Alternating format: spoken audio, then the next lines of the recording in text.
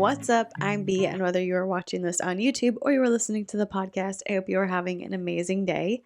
Today, we are reacting to Paul and Morgan's most recent video in their 24 Hours With series called 24 Hours with Bethany Beal, parentheses, GirlDefined, bar, Paul and Morgan.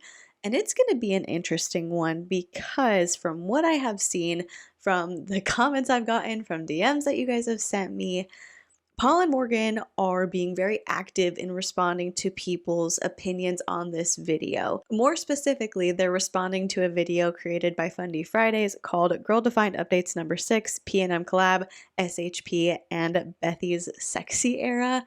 And Paul I'm assuming it's Paul.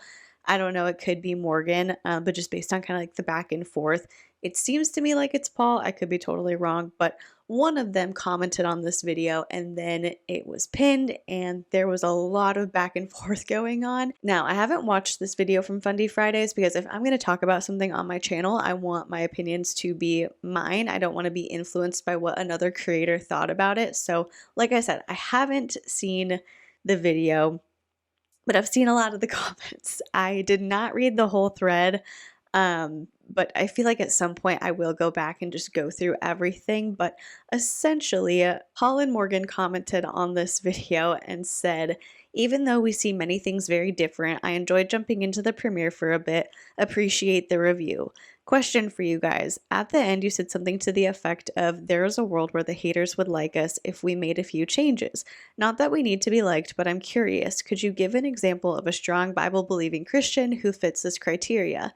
Someone who submits to God's word, but who you all / the haters would still like. So obviously this comment got a lot of engagement and I saw some familiar names in the thread. I want to say thank you to everybody who threw my name out there as an example. I appreciate like being brought into the conversation, but I was really disappointed because I felt like so many people who commented made good points and they were like engaging in a good faith debate with Paul and Morgan, but then the comments that Paul and Morgan left back just seemed like a lot of deflection to me. I haven't read the whole thread. I spent like 10-15 minutes going through it just to get kind of a general idea of what was being said because some of y'all had like messaged me or left me comments being like, hey, your name was brought up in this, or hey, did you see this? And so I read through it a little bit. Haven't read through everything, so I can't say that Paul and Morgan never came back and like fully defended themselves and like defended their points and like actively engaged in good faith. But from what I saw, it was just a lot of deflection, which was upsetting because you're approaching this, you're leaving this comment being like, hey, I want to have a conversation, you know, you said this, can you give us an example? And even that kind of seems like a bait. Like that seems like you are trying to prove a point of like, can you give me an example of a Bible-believing Christian who the haters, which I hate that term, the haters, it's so juvenile. People aren't just like hating on you for no reason. People are taking legitimate issues with certain elements of your theology and in many cases, not even taking issue with your theology. It's just like the bigotry and hate that you spew and being like, hey, we don't like this. We're calling it out. So it was just something where I think Paul and Morgan could have engaged genuinely, and again, instead, it was just a lot of deflection. And I do want to address one comment specifically. This is from Paul and Morgan in response to somebody, you know, putting my name out there as a Bible-believing Christian who kind of generally gets support from this community. Thank you again, like for watching my videos and supporting my content. It means a lot. But so Paul and or Morgan had said, does she say we're all sinners who need to deny ourselves and follow Jesus, turning from sin to righteousness? That is a fundamental tenet of true Christianity. If she doesn't say that and is not willing to address what scripture calls sin, she's not someone I would look to as an example of sound teaching. I've watched a little of her stuff, but not super familiar with her. Now, the first thing I want to address, which is petty, is when I first saw this comment, he did not say that he had watched, or I'm assuming it's Paul. I'm just going to refer to it as Paul leaving this comment, but initially he did not say that he had watched some of my content. And I was like, hang on, you commented on my video that I did about you and Isaiah, like your 24 hours with Isaiah, 4 weeks ago. You commented on that video. You didn't comment anything about my theology. You didn't give rebuttals to anything I had said. You did not give me any critique. You just commented that I was right, and you were super excited to find that screenshot saying that the person who founded the chiropractic industry was a spiritualist. You liked having that gotcha moment, and I was correct. Like, that's all you said, and that's fine. I don't expect him to come and be like, let me respond point by point to everything that you said. But it was just interesting that to my video, all he said was, let me find the exact comment. All he said was, "You're correct. I did not know how right I was about the origins of chiropractic until I looked it up later," with like a laughing face, and said, "Imagine my shock and delight. Ha ha ha ha." So that was the comment he left. And honestly, to me, like, that's a perfectly fine comment. That is something engaging in like good humor. And even though I'm critiquing something that they've done, not coming at me with like hate or like trying to shut it down, just being like, you're right. I was really excited to find that connection and put it in. And like, that's totally fine. That's a fine interaction. I think just kind of the interesting part of that interaction for me is that I am a Christian, and when they watched my video, they didn't want to have any sort of debate. It was just like a good-natured comment that they left about something that I had made a joke about. And they were like, oh yeah, that I was so excited about finding that connection to spiritualism. And that's totally fine. But then you go to Fundy Friday's channel, where I believe both Jen and James are atheist, and you want to pretend like you're willing to engage in a good faith debate, in a good faith discussion. Because I could be totally wrong. I could be totally wrong. But I think the approach was, I'm going to ask this question because they're not going to be able to answer it. I'm going to ask this question because they're not going to have anything to say back. And then I can be like, haha, gotcha. You guys just hate Christians. And then when people came back and had good points and brought up really good topics of discussion, and people who were in that thread who have really great biblical knowledge and religious backgrounds bringing up these valid points, it was like, oh shoot. All right, well, we got to change course here a little bit. And so it just kind of leaves like a bad taste in my mouth. It's like, you don't actually care about getting feedback. Like, you're not approaching this with an open mind and wanting to actually have a conversation. It's all about proving a point to you. So anyway, the point of going on that tangent was him initially not saying that he had watched some of my content, but I guess at some point, before I went back to grab the screenshot, he did edit it to say that he's watched some of my content, like a little of her stuff, but not super familiar with her, which is fine.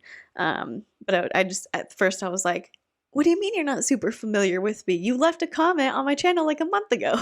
But anyway, the second thing that I really want to address is them saying if she doesn't say that and is not willing to address what scripture calls sin, she's not someone I would look to as an example of sound teaching. And to that I say, please don't. Please don't look at me as a teacher, as somebody who's on here saying like, I know best and I know what's right and I know what you should do and you should look to me so I can tell you that.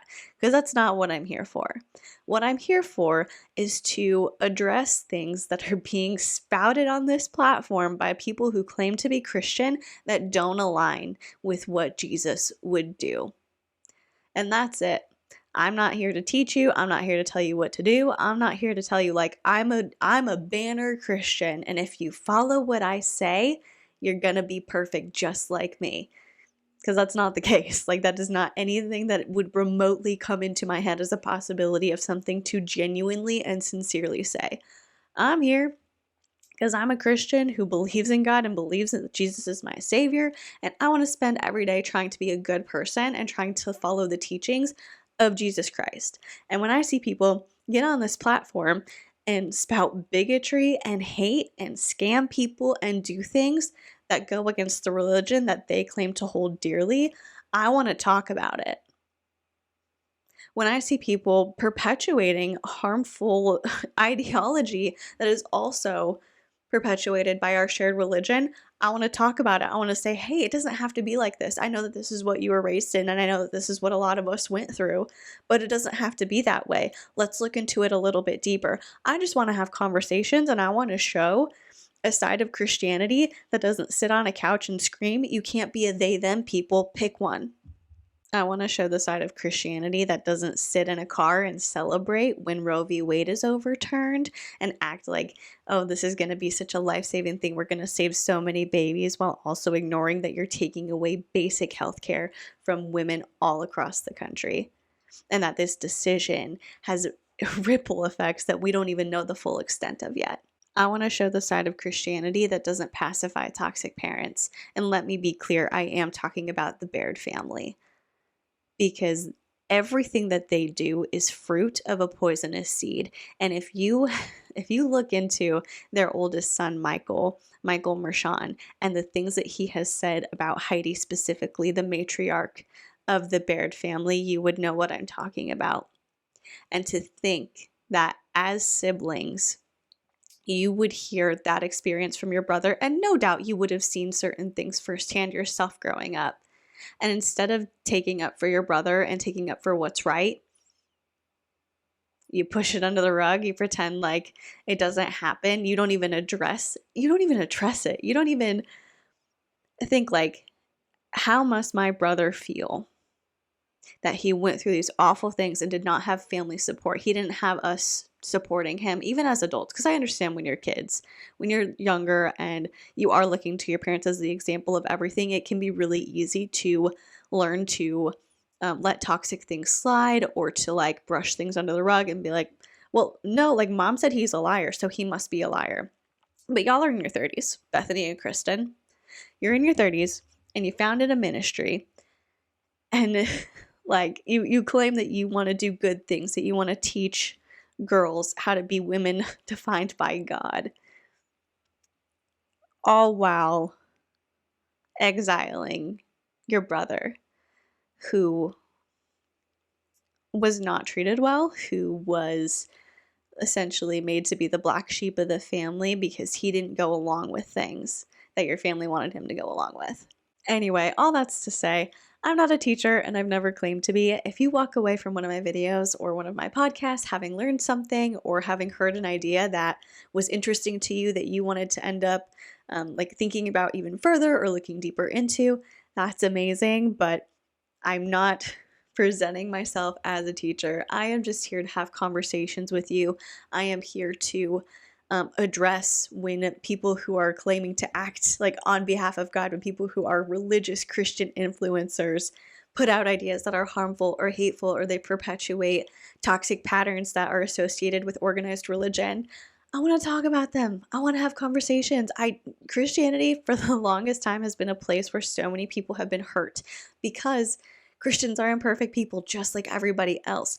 People take things that they hear and they run with them, or they look at one little piece of something and they're like, well, that must be something that we take literally, and that's what it is, and so I'm going to go out and proselytize it. Meanwhile, they don't even understand the context behind something. And so I see so many people share their stories of how religion has hurt them.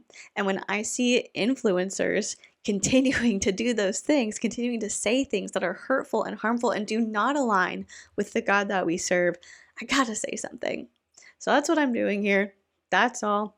I'm here to have conversations and to react to videos and sometimes to make snarky jokes. That's what we're doing here. And with all that being said, that's what we're going to get into now. I've seen a lot of praise for Dave so far regarding this episode, and I think it's going to be interesting to see what he has to say and what he contributes to the episode. I've definitely seen Dave in the past be insightful, and especially like with the conversation that they had about the Barbie movie, Dave was like really trying to analyze it and provide well thought out feedback, whereas Bethany was like, Barbie's dumb and Ken stole the show. That was a man-hating movie and it sucked. And like Dave was trying to have like an intelligent conversation about it. So I think he will bring up good points. I'm just hesitant to be like, King Dave, he's the best, because he still is a cog in the GirlDefined machine and he's choosing to be there. So I just think there's a limit to like how far he can stretch himself and how much he can grow while still actively choosing to be in this relationship. And I think that it's kind of the same way with Morgan. A lot of people feel sympathy for Morgan, and I do it too. Like I am definitely guilty of like kind of giving her grace because sometimes Paul is really mean to her. And I'm like, man, it must be really hard to be Morgan and to go through certain things. But at the end of the day, she's choosing to stay married to Paul.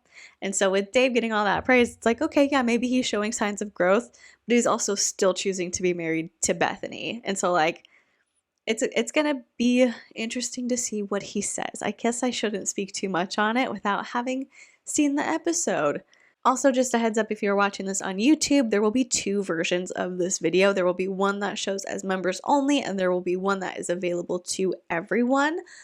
Paul and Morgan use music in these 24 hours with episodes that gets copyright claimed unless you buy the license for it. So if you're watching the members only version, that will be ad free as always, and that will contain the full context and the full content of the 24 hours with a video. There will be no muting. But if you're watching the one that is available to everyone, the songs that are copyright claimed will be muted, so that way I can avoid having a claim on my channel. So I did just want to go ahead and give you a heads up.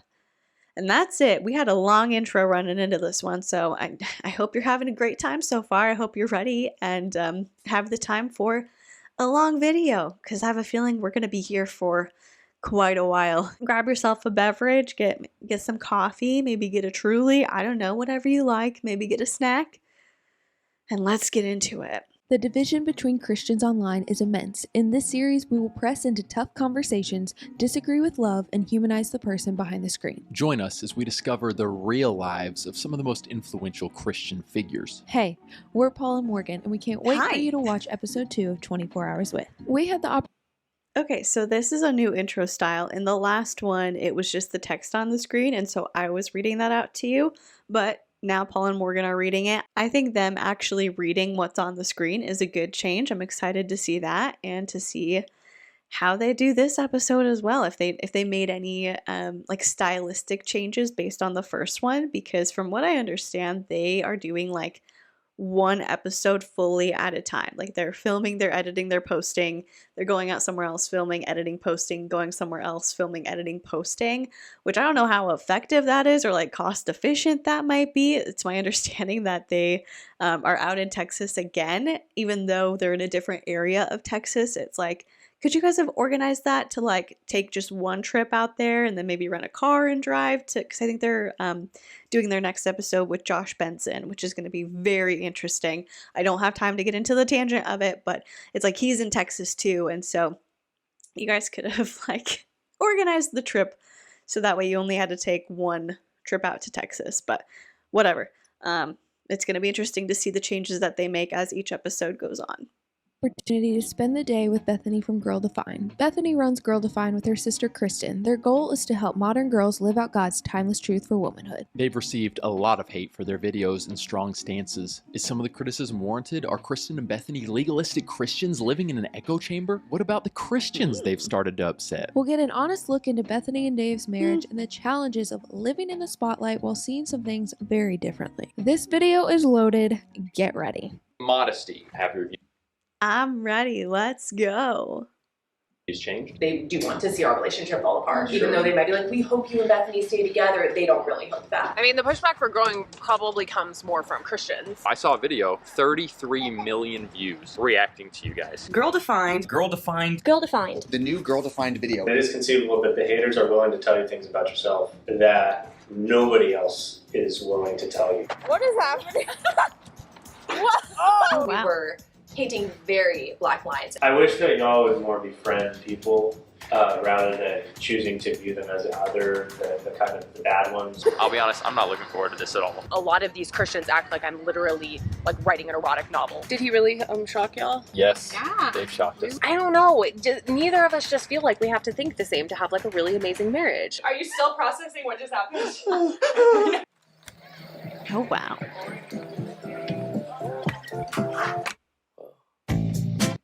All right, so we've got the intro, 24 Hours with Bethany Beal from GirlDefined.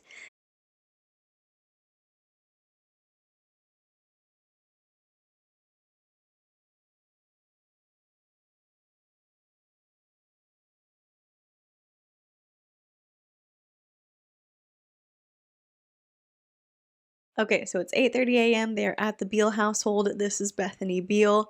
I have to point out that in the title and also in the card that they just put up, they're spelling GirlDefined as one word, but GirlDefined is two.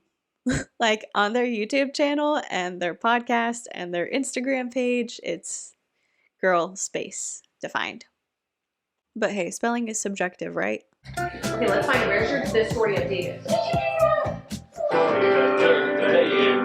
You gotta know when to hold up, when to fold up. Wow. Modesty? Did you already talk about modesty? No? Okay. Men's modesty. I mean, men's modesty in our Okay, so we just jumped from 8:30 a.m. Bethany's like getting orange juice and then talking to little Davy about some Bible stories, the story of King David, from what it sounded like. And then we've got Paul and Dave playing music together. And then we jumped to 11 o'clock, headed to breakfast. It's a late breakfast. household has come a long way. There was like not that long ago, maybe like 2 years ago, I didn't want Dave to leave the house or like work out without a shirt on, swim without a shirt on. I just thought like, I don't want ladies seeing my man's big muscles. But it's like a change of perspective. It's more like he doesn't, it's okay to be an attractive person. You don't have to like hide your body completely, like to be modest. Not like necessarily where you're just like going around naked, but like just because you are attractive doesn't mean that's a problem. So now he runs and swims shirtless. Well, we'll get some tacos. Wow. It's like a random coffee shop, but it's like one of the best like actual coffee spots. And 2 more bacon, egg, and cheese on flour. I also get a bacon, egg, and cheese. Bacon and cheese on flour or center cheese? Flour. What's your name? Victoria. Paul loves kombucha, and I want to please my husband. Good, man. He does not want it. I'll go 7.25. Wow. Is that real? What? He's questioning my scoring? No. I'm serious. Like, do you do that as a joke, or do you really, in your brain, you're like, it's not a 7.5? Does this seem like a joke to you, Dave? Yeah. That dynamic is going to be real interesting to see over the next hour. I don't want to speak too soon on my thoughts, but I see Dave as a very passive-aggressive person. Again, he's done a lot of work on himself. I know he's been to therapy. I've heard him have kind of progressive conversations that I think he brings up really good points in, but there's still just certain elements that I've seen of him just taking those digs, and I think that was one of them. Paul takes a big swig of kombucha. He rates it a 7.2, and Dave's like, is that really something that you're doing? Like, is that a serious thing that you do, or is that a joke? Interesting. So anyway, they're getting breakfast. It looks like maybe they're at kind of like a food truck park. I don't know if those are super common, but sometimes there's like an outdoor area or like a warehouse area where a lot of different like pop-up shops will come or different food trucks will gather, and then there's places to sit down and eat. So that's what it looks like to me. It looks like they're like by a park where they can sit at like a picnic table, and we're gonna hear them chat. Super hot for you. Super hot. This is so good. I got the carnitas and like an Angus one. If I'm rating these, even though Dave's making fun of me, both of these tacos. I am making fun of you. Both of these tacos are in the high 8s. High 8s, come on! That's a great score.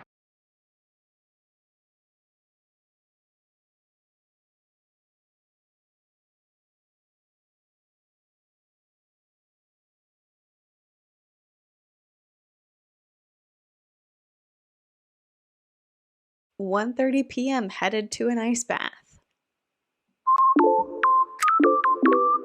Alright, so this says, on our way to an impromptu ice bath with Dave, we got into some weighty conversations. Dave had some interesting faith takes that caught us off guard. Let's hear them. Here's a genuine inquiry, and I just want to hear your reaction to it. You, from talking to you briefly, would be the type of Christian that I would push back on. Like, all the time. But you're not the only one.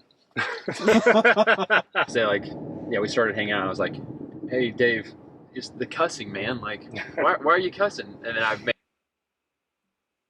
Oh my gosh, it says Dave's views on cussing do not reflect Bethany's or GirlDefined's. And again, they're doing girl defined as one word when it's two. Like, according to their own branding, it's two. But anyway, this is something that Dave and Bethany have kind of gotten into it about on camera before, about how Bethany like considers it like dirty language. She considers cussing dirty language, and she doesn't like it, and she wishes that Dave wouldn't do it, but she knows that she like can't control him and can't tell him not to. Whereas Dave is like, if I can express something in 15 words or one word, why wouldn't I just pick the one word that expresses accurately what I'm feeling? So it's interesting that this is still something that is like kind of a point of tension between them, and that there needs to be a disclaimer that says Dave's views on cussing do not reflect Bethany's or Girl Defined's. I personally don't have an issue with swearing. I think that it's a very elementary argument to make, because a lot of people will bring up verses about how the Bible says like not to use foul language or to use all of your words for good. And to me, I think that means the things that you say should be good or helpful, and you shouldn't be like using your words to hurt people or tear them down, and like you should have good intentions when you speak. I just don't think debating this topic is something that is a valuable use of our time as Christians. I think that there are so many more important things that we could be talking about and diving into, and if you're going to get caught up on somebody cussing or swearing, it's like, come on, like let's move on. This is a base level argument to have that at the end of the day we can agree to disagree. Even if people who are against cussing think those verses in the Bible refer to swearing in the English language, and they or listen, like it's the principle of it. It's a bad word, so it shouldn't be included in your vocabulary if you're a Christian. That's not a salvation issue. Your salvation isn't going to hinge on whether or not you swear. So it's not, in my mind, it's not something that we should be spending a lot of time talking about. Maybe we'll quote a Bible verse like, let no unwholesome talk come out of your mouth. Okay. You know what I mean? Like, oh, I didn't hear what he said. Did he just cuss at me? Shut up, mother. Oh, wow. When someone says, well, what does the Bible say? I typically will hear a certain type of what I would call biblicism underlying that, a theory of the Bible that often we just take as self-evidently true. This is what the Bible is. A lot of this stuff is actually, it's more difficult when you actually get down to the conversations. I have found it's easy for each side. Oh, you're a fundamentalist. Oh, you're a progressive. It's easy to kind of hurl like, oh, progressives are just relativists, or fundamentalists are just dogmatists. But the reality is, I think we all have beliefs that we think are true, and we all have relativisms operating as well. When your view is one that the Bible should just be this clear thing we all sort of have access to, and the Holy Spirit just teaches us what to believe, well, you got tons of groups out there who all claim the Holy Spirit as their teacher, coming to different conclusions. A lot of groups, but you do see a lot of unity as well around the fundamental doctrines, and then there, to me at least, and then you see the splitting with the secondary issues, and that's one of the goals of this series. But yeah, man, you're a deep guy. Have you ever? You're familiar with the expression, "Don't be so open-minded that your brain falls out." I've heard a version. I feel like some deconstructionists would fit into that. Dave asked me to do the. Okay, so that's an interesting conversation. I like that they included that.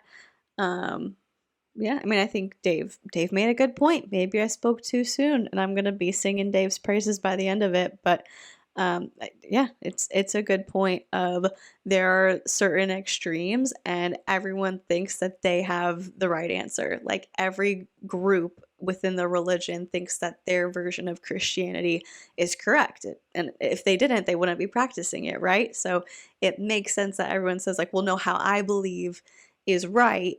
But I think that having the open conversations is important because it can lead to change, it can lead to growth, it can lead to development. And so it's going to be interesting seeing Dave challenge Paul's view of what a good Christian looks like, because I think that at the end they're probably going to end up aligning more with Bethany. And I mean, just in general, like I think that Bethany, from what I can view of religion, like what I can view of how she practices her faith, she aligns more with Paul and Morgan. It's gonna be interesting.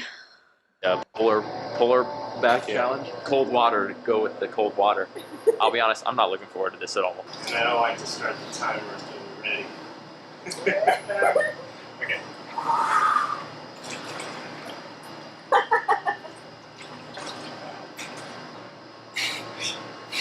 Dave just dove right in. Don't think about it.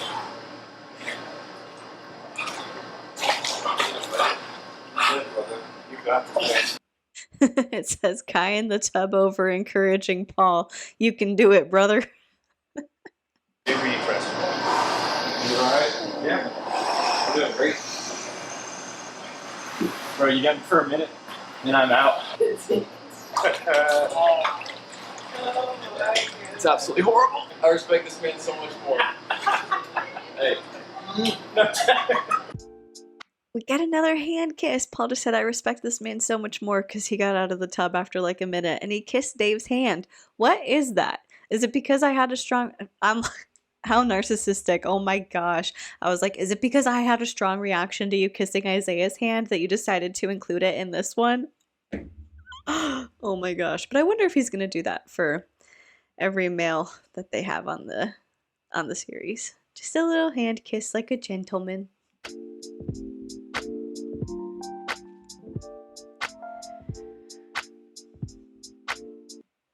All right, so it's 3 p.m. GirlDefined studio.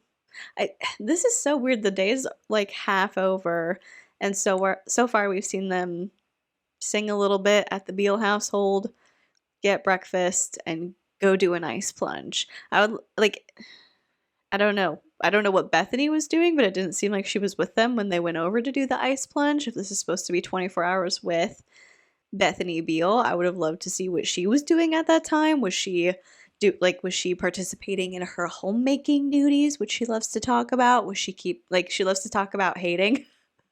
But she's like, just because I hate being a homemaker doesn't mean it's not my calling from God. Was she at home cleaning? Was she cooking? Was she grocery shopping? Was she prepping for the GirlDefined content? Like, what was going on from 11 to 3? Here are some waters for y'all if you need them. Okay. We are going to put them on the hot seat. So if you know Paul.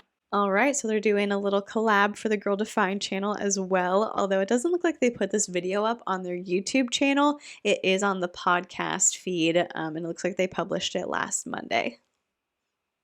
And we are going to get behind the scenes and ask them about their marriage. We just wrapped up the podcast. How we feeling?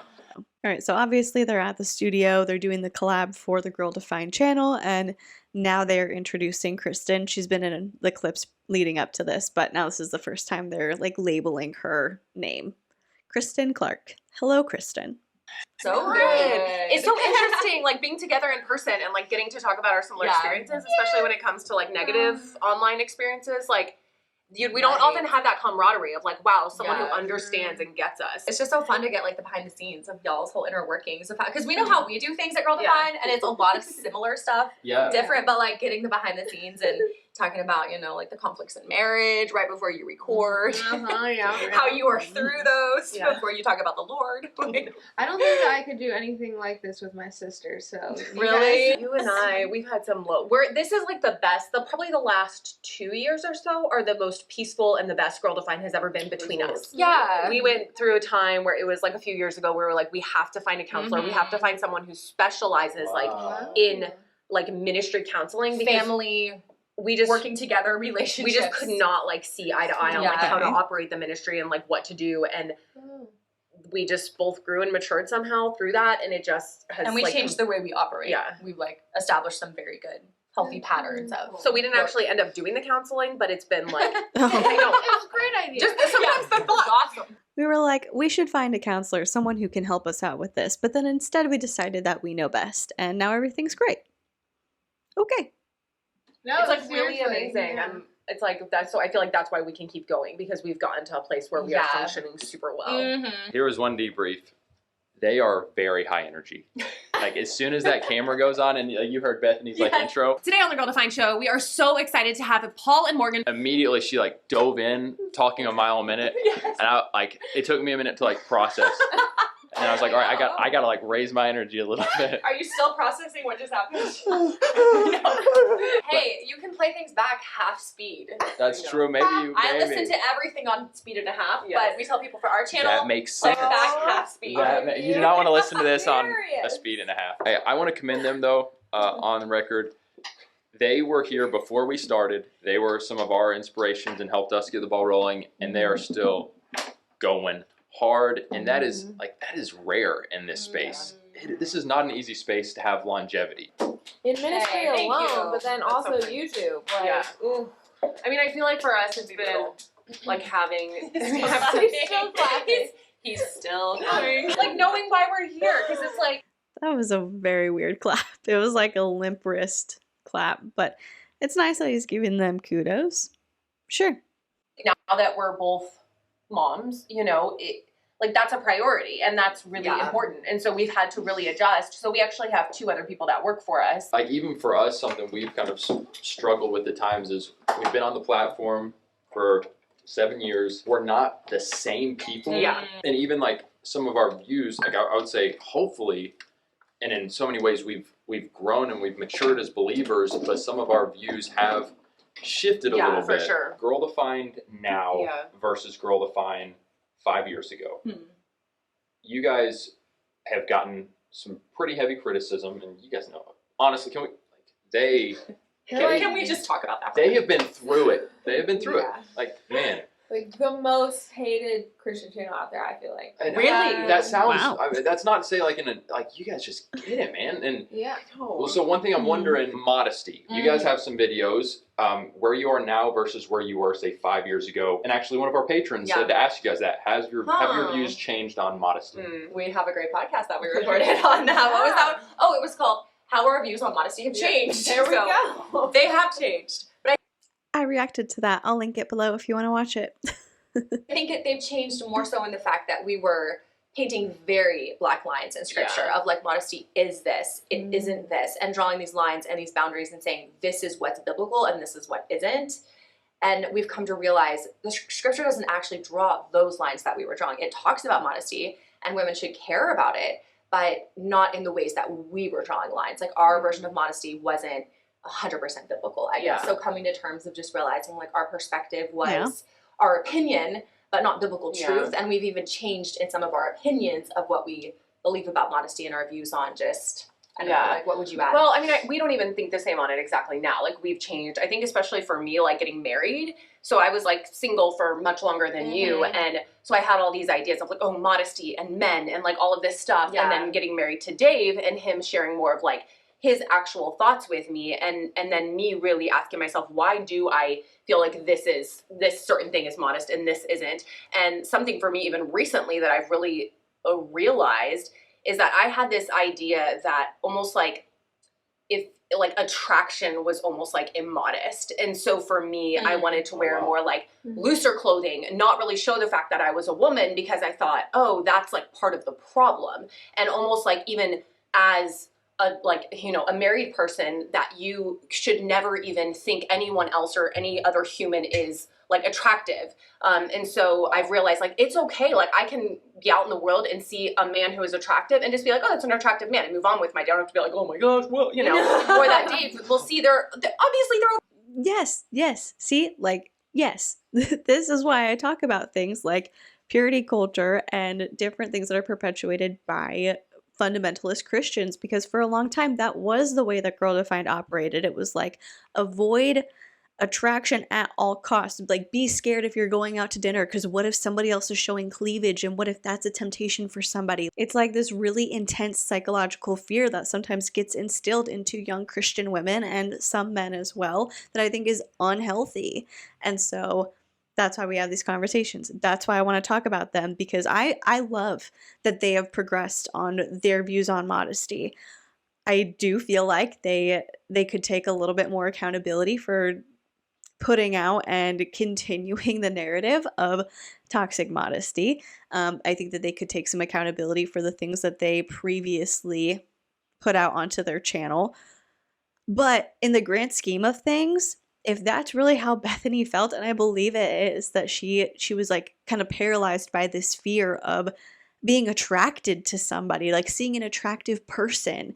That was a scary thought to her. I'm so glad she's in a different spot. I'm so glad that she's moved forward. Just basically on a human level, I'm like, thank goodness. I am so glad that you no longer have that fear in you.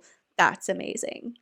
Beautiful women in the world, you know? Obviously what he does with that is a different story, but like he can see other women in the world and be like, they're beautiful, and move on with his day. So that has been like part of the growth journey for me, and I think that's contributed toward some of the change in conversation as well for us. Yeah. Let me go a step further. Look at someone like Joshua Harris. You guys are obviously familiar with Joshua Harris. He looks back at his past, and he went so far as to make apologies for it, say this was harmful, because my views on purity culture, they caused harm to people, and now he's like one of the leaders in the deconstruction movement. When you look back, are you like inclined to say, man, we caused harm because we made it look too black and white, or are you more like, no, we still believe that, but we could have worded it a little better? We haven't issued an apology. No, we haven't. In our podcast episode, it was us just saying this is how we've grown. This is how God has changed us and our understanding of like interpreting scripture and being careful. Point for Paul. Good question, Paul. To not put our own interpretation on what scripture is saying and adding to it. But even looking back on like the way that we approach modesty, we would even say, I remember even in our little booklet that we wrote on modesty, we were very intentional to say, we're just showing you examples of what we do, but this isn't what you have to do. The podcast episode we did on it was us just saying like, this is how the Lord has grown us. We've always, from the beginning of GirlDefined, I said, go to the word yourself. Like even with the modesty, we were like, go to the word. Well, can I just say, I saw the Project Modesty video. I think it's been removed. And for some of the reasons you were describing. It can be really hard to find modest shirts right off the rack. But with a little creativity, you can make a lot of them work. Low-cut shirts. You can add a cami underneath, you can add a scarf on top, or a button-up underneath. And shirts that aren't fixable, just stitch them. A good saying is, when in doubt, go without. I kind of liked it. I got it, because you guys did get specific. I didn't feel from me watching it that it's like you have to do exactly what, because you guys were like, you can dress modestly and fashionably. It was like dressing modestly and fashionably. We were trying to inspire. Like, look at how you compare clothes. Was it a little shorts? Those outfits were scary. That was like 8 years ago. Yeah, right. But was it maybe a little cheesy? Like, sure, some could say it was, or the. We have many cheesy. Okay, now we're offended. We thought it was really.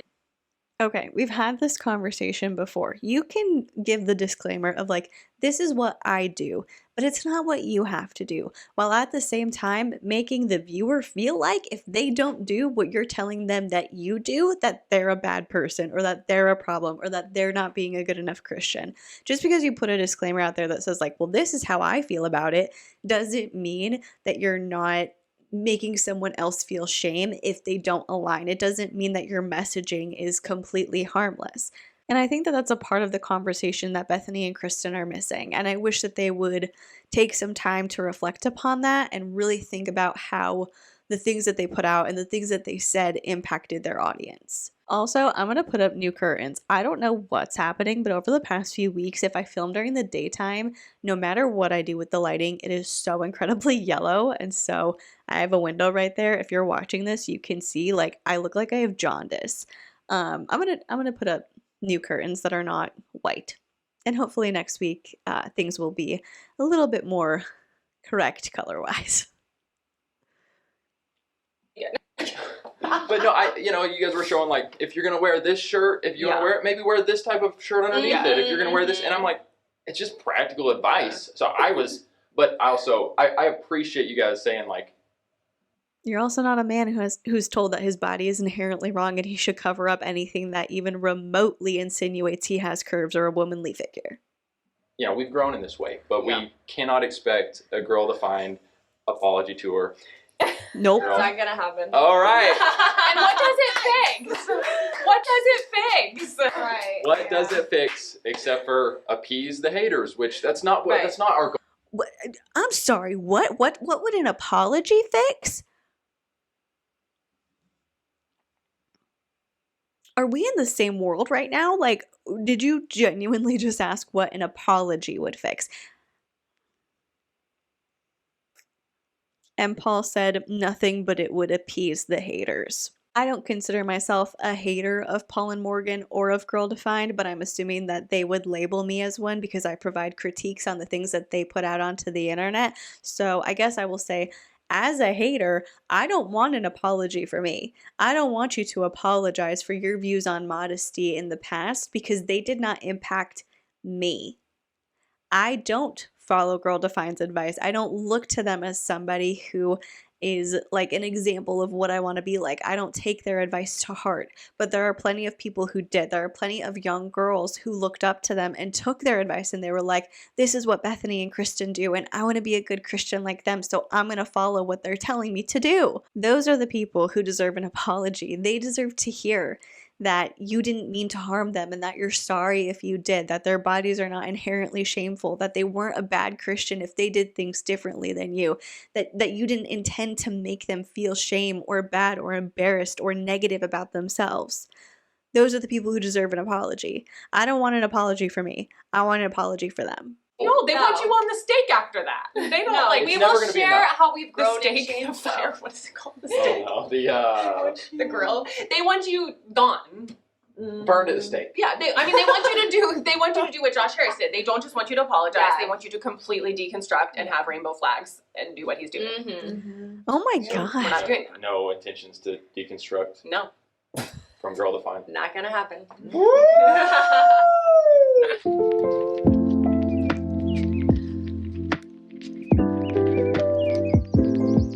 That just shows to me how close-minded Bethany is.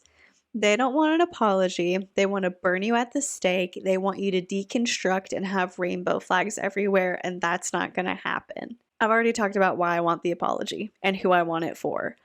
But I think that's just such a crazy thing to say. Like, the thought of questioning what you've been taught, because they engage in elements of deconstruction. They engage in deconstruction when they say our views have changed on something. When they talk about how their views on modesty have changed, that is engaging in deconstruction, because they're saying we used to think this way, time has passed, our opinions have changed, and here's what they are now. That's it. Like, deconstruction is just saying, I was taught this thing. I'm going to look at it. I'm going to examine it critically. I'm going to say, does this make sense to me? Does this make sense according to the Bible? And does this align with the kind of person that I want to be if I have this viewpoint? And if not, we change it. What do we replace this viewpoint with? It's not just like, I'm going to deconstruct and I'm going to burn the church to the ground. Like, as a Christian who is constantly in a state of deconstruction and rebuilding, that's what a lot of people do. Some people deconstruct and they do leave organized religion, but a lot of people take it a little bit at a time, and they're just in a constant state of evaluation, dismantling, and rebuilding. And at the end of it, or like along the journey, they become stronger believers than they were ever before, because they finally have ownership over their faith and what they believe in.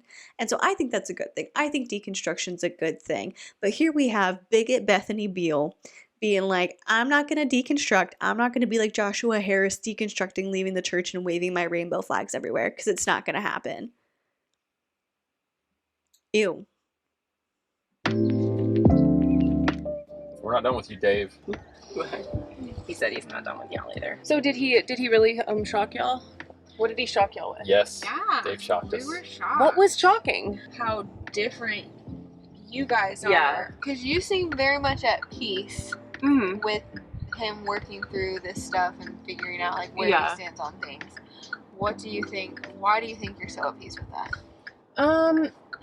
I mean, from the beginning, honestly, like a huge goal of mine in marriage was to not try to control my husband, and I had seen that done like so much, and it seems like there's a happy marriage on the front, you know, all of these conservative values and all of this, you know, like going to the word and stuff. But then behind the scenes, there was like a lot of anxiety or just like a lot of dysfunction. I didn't really care about Dave, like putting like, I mean, I did, but like, I didn't want him to just appear a certain way for like my own ego or image or whatever. Yeah. And you know, he grew up in a family where he knows the Bible frontwards and backwards, you know, like he said he's read it multiple times. Yeah. Mm-hmm. Even just like in the years that we've been married, he's, you know, like he commits to something, he does it. So he did like 2 years back to back where he did like Bible reading plan, and he like never, you know, like he absolutely finishes it. And like we'll do like Bible trivia games and he like knows, like he knows all of it. He's like extremely like highly churched, like highly in the word. And the like fruit of some of that, like just the anxiety and the struggle and the just like, I don't know, like it's just been difficult. Dave is someone who like is It's been difficult to be married to someone who knows the Bible back and forth. What? I don't understand what she meant by that. I'm trying to think if I can decipher it. I think probably honestly what she meant is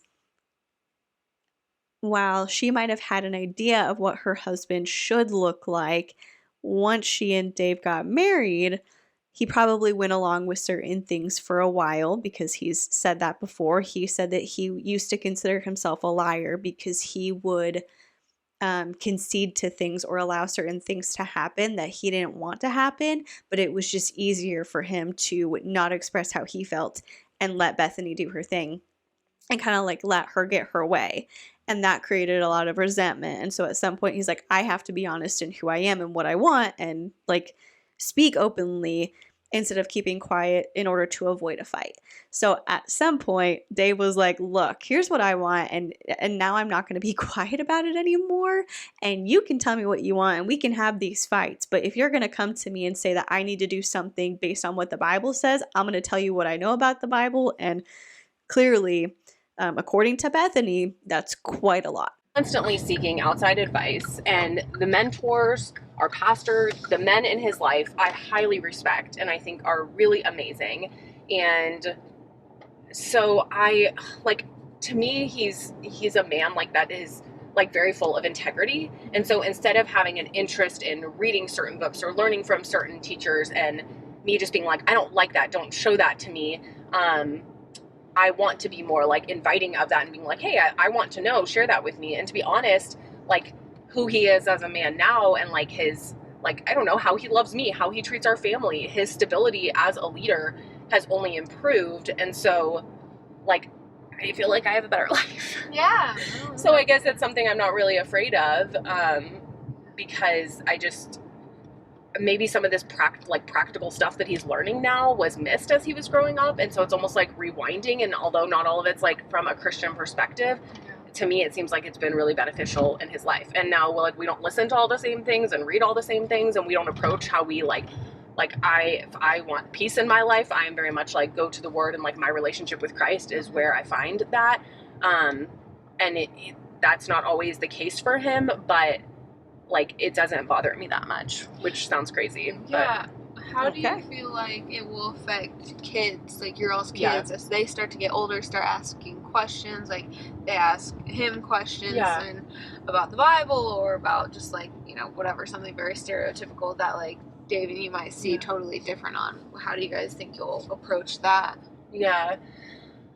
Well, he actually initiated and led us switching churches. So we were going to kind of like a basic Bible believing, non-denominational type of church. And it's the church I grew up in. I was very comfortable there.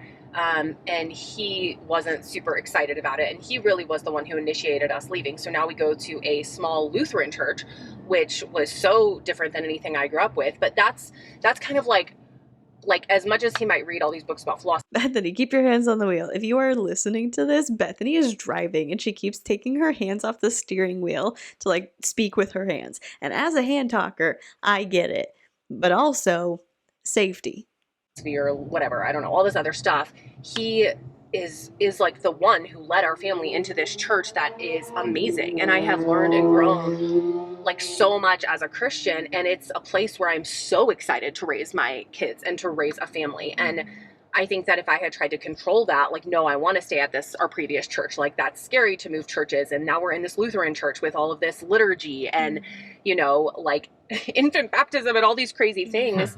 We wouldn't have made this transition if I had like dug my heels in, but I was excited about it. And it was, even though it was a little scary, and that's like all because of Dave's leadership, you know? And so I feel like our kids are in a wonderful place. Like, although we might not agree on everything theologically or how we go about practically getting help, like he, to me, is someone who is like very much has like a true, genuine faith, it just looks really different from mine.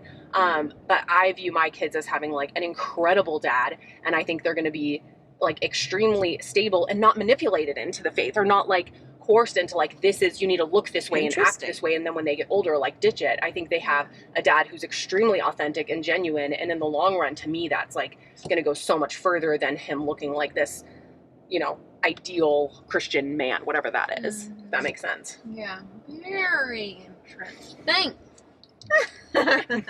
Morgan's like, no. I think it's a good point, and I think it's interesting that that's something that Bethany appreciates about Dave, and even kind of made the point of they're not going to feel forced or coerced into certain beliefs. They're going to grow up like seeing somebody who's really strong in his faith, and they're going to be able to make decisions as they get older as to what their faith looks like. And yet she has such a negative view on deconstruction, when really like they're just raising their kids in a way that tells them it's okay to question. And I think if you raise a kid like that, it's not like when they have doubts, they're not going to hit them as hard, because they're going to know it's okay to look further into things. And that's a positive thing. Like that's a good thing, where it's like, just because you have a question or because you have a doubt or because you're confused about something doesn't mean that you're wrong, and it doesn't mean that you don't have faith. It means that you're exploring your faith and you're making it stronger. No. Hey, it's your old marriage. You gotta figure it out. How are you holding up, Bethany? Good. Can I get y'all a snack? Oh, look what I have. Look, does anyone need a bar? Oh, ho, ho!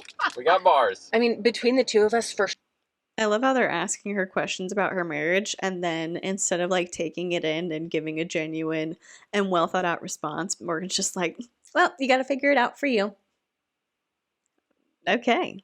sure, like who's influenced the other more, like in our relationship. For sure, Dave's influenced me more. Okay. Like I've for sure become more like him. Yeah. And so I guess less kind of like my family, less how I was raised. Yeah. Good. Is that hard for your family to see? I think they're just like, oh, Dave and Bethany, they're random. I know, two crazy kids. Everyone is so far has been like super respectful and like very much like, you know, as adults, like respecting each other's views. Maybe if we were like ditching the faith or something, but it's like we're still super strong Christians. It just looks different in some of the gray areas and secondary issues. I want my views to be challenged because I don't just want to live in a certain way or believe things because I've always believed them and they're like not actually true or beneficial. There might be a better way to live. I have a feeling that like a lot of people who watch your stuff, who hate watch your stuff, are like, she just lives in an echo chamber. She's not surrounded by anyone with differing opinions. I think they would be shocked to know. Like, your own husband has very drastically different opinions than you, and you're living under the same roof with him and being... I don't think they would be shocked because Dave and Bethany very much show this throughout the course of their content online. Challenged, and you guys are pushing each other, and I think that's very interesting to learn about you. I didn't know that. 4:15 p.m. Pickleball time. Of course they can't let one of these videos go by without bringing up how much they love to play pickleball. Like at the same level as us. So Dude, no, this will just be fun, man. 18 weeks pregnant. Can I beat them? Baby number 2 is going to be a big boy. No, he's Paul just said baby number 2 is going to be a big boy. tiny.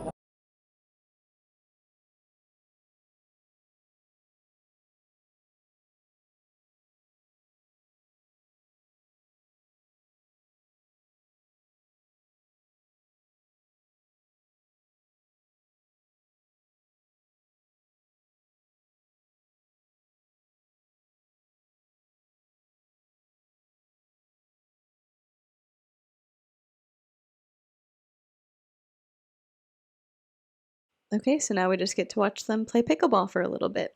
That's fun.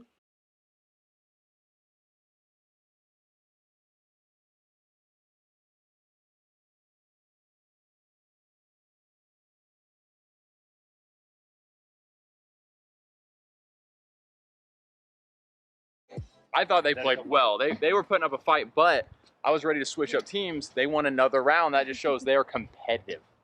Is that what that shows? Competitive.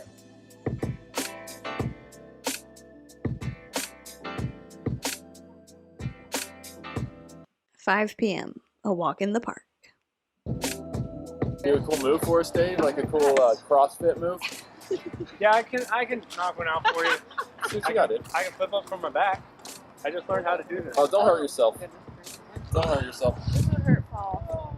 Whoa! That is CrossFit. They got it. Here, let me try to snatch it. Oh yeah, you. No. No, okay, I won't do that. I just want to try something. You are gonna hurt your back. Okay. Oh, I'm not gonna do that. I just. Does he already have back problems, Paul? Let's be careful here, okay? Dave looks very limber. Let's not make anything worse. He's gonna kill his back. What is happening? What? Oh, he's down. Hey. Whoa. Okay, that's pretty impressive. Back to business. Actually, that's great. That'll make your conversations better if we get a little jumpy exercise. Oh, yeah, totally. Definitely, yeah. Okay, Bethany, we've talked a little bit about like how you and Kristen have grown in your views and whatnot, and I feel like you all get pushback for growing. I mean, the pushback for growing probably comes more from Christians. Yeah. Because they're... Yes, and I've explained my thoughts on it, so let's hear Bethany's take. like used to us being a certain way, and they like the, I guess, the more conservative black and white version of us. We've been accused of, you know, like conservative Christians are like, we can't follow y'all anymore. You're basically like becoming feminists. And it's like, have you seen like all the stuff we're posting? Yeah. That's kind of like a big claim. Like, you guys are becoming feminists. What are they going off of?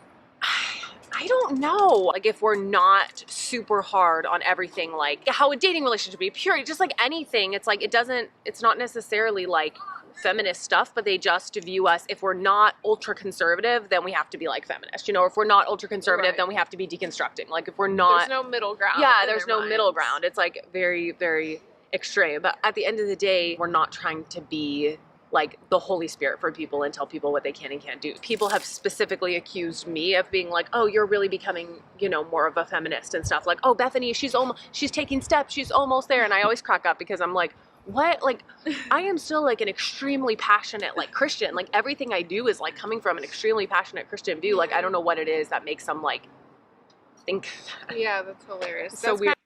It's almost like a lot of people find comfort in extremes and leave very little room to debate the nuance in many situations, and that's kind of part of the problem. That's kind of part of the problem of like laying down those black and white lines, like Kristen said that they did earlier, especially in the ministry that they were doing online. It was like laying down those harsh lines, and then you come on here and you say, well, I think differently. And you just come on and you say it like it's supposed to be just general, like accepted, like this is what we do now, as opposed to explaining like here's the journey and here's where things changed and here's how our thoughts have developed over time, and kind of leading the people who follow you through that change. It's just ignore what we said earlier. I know we laid this down and it was like, this is what's what. We had these harsh lines and now we don't have them, and you're going to be okay with it. Your audience that you built on having those harsh lines isn't necessarily going to be along for the journey if you just come on the internet and you're like, this is what we believe now, so be okay with it. While I think that their newer views are a little bit more progressive, and I wouldn't say like I'm exactly on the same page with them, but I think they're closer aligned to something that I would say like a viewpoint that I would be at. They're kind of swinging closer to that end of things. I think, again, with the way that they built their online presence and the kind of audience they have, they can't necessarily just jump on here and be like, here's my new viewpoint, and expect their audience to be right there with them and not have any pushback on it. Well, that's what the haters are hoping for. They want you to be there. So they're like, she's almost there. And then the Christians are like, she's there. She's too far gone. But like the haters, Why would a hater who is presumably more progressive and somebody who would be like feminist leaning in their eyes be excited for Bethany to like join their team? That tells me that they're not a hater, that they just have a problem with some of the things that Bethany said. And if they see Bethany growing and leaning a different way than she has in the past, they might be like, oh, this is an interesting thing to see. I'm excited to see where she goes and where she ends up as her views continue to change. Doesn't sound like hater behavior to me. would only be happy if it were like a full deconstruction and then like going out and like hating GirlDefined or making apology videos or whatever. It's like, I'm, you know. Whoa, that was a big one. Why is it so fun for boys to like throw things don't on your know. head? But Lucas. Apparently the boys just threw rocks at them. That's what it said. It said rocks being thrown at us. Literally obsessed with throwing things at us. And I'm like, why do you want to destroy us? see my life flash before my eyes. I got a question on that. Yeah. Just switching on. So, you know, we're talking about the haters. They say something like, Kristen and Bethany's views are still problematic. And again, these are the hate videos. Yeah. Still problematic, but I am seeing progress with them. From my research, I'm seeing a trend of that. How does that make you feel? And is that a good thing that they're saying that? I don't take that as a compliment. I don't, well, because what do they want? You know, what is progress to them? We are really trying to have more of like okay, the gospel is the most important thing. Secondary issues, like instead of saying like, this is the way, either that's our opinion or, you know, and I guess they view that as progress, moving away, I guess they view that as moving away from scripture, but the reality is we still have very strong convictions and beliefs. We just don't necessarily always put them out there in the same way. Maybe we're not as far as they actually think we are. I mean, Kristen and I have a book coming out. No, it's not about moving away from scripture. It's about re-examining your interpretation of scripture and what the Bible actually says and what context would actually imply if you looked further into it instead of just taking it at face value. That's what quote unquote progress would mean to me. And I think to a lot of people it's not like we want you to abandon your faith, because I certainly don't want her to do that.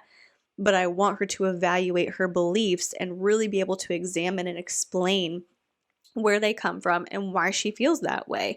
And when she comes on and says like, I used to think this way, now I think this way, to me, I'm like, that's great. That is a good thing. And I know she doesn't take it as a compliment, but I'm like, you're growing in your faith and walking away a little bit more reasonable and like open-minded and not as judgy and shamey as you were in certain areas. Let's be very clear, in certain particular areas. And to me, I'm like, that's a good sign. Like that's a step in a direction that I think is healthy. Out in the fall, and it is shout out.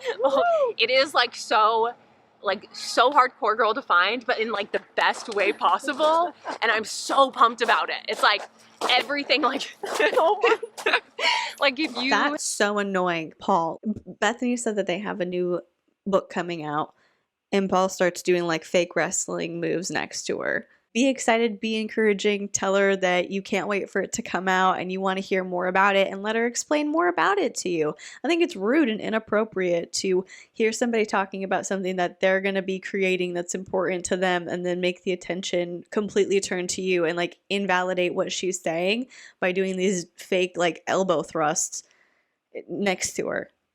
It's weird.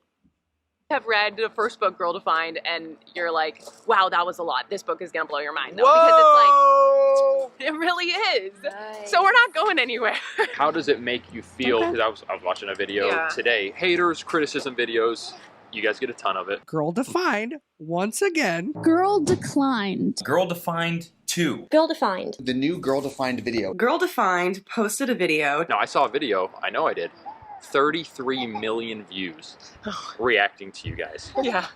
I'm just like, well, first off, that was probably the Cody Co video from like years ago.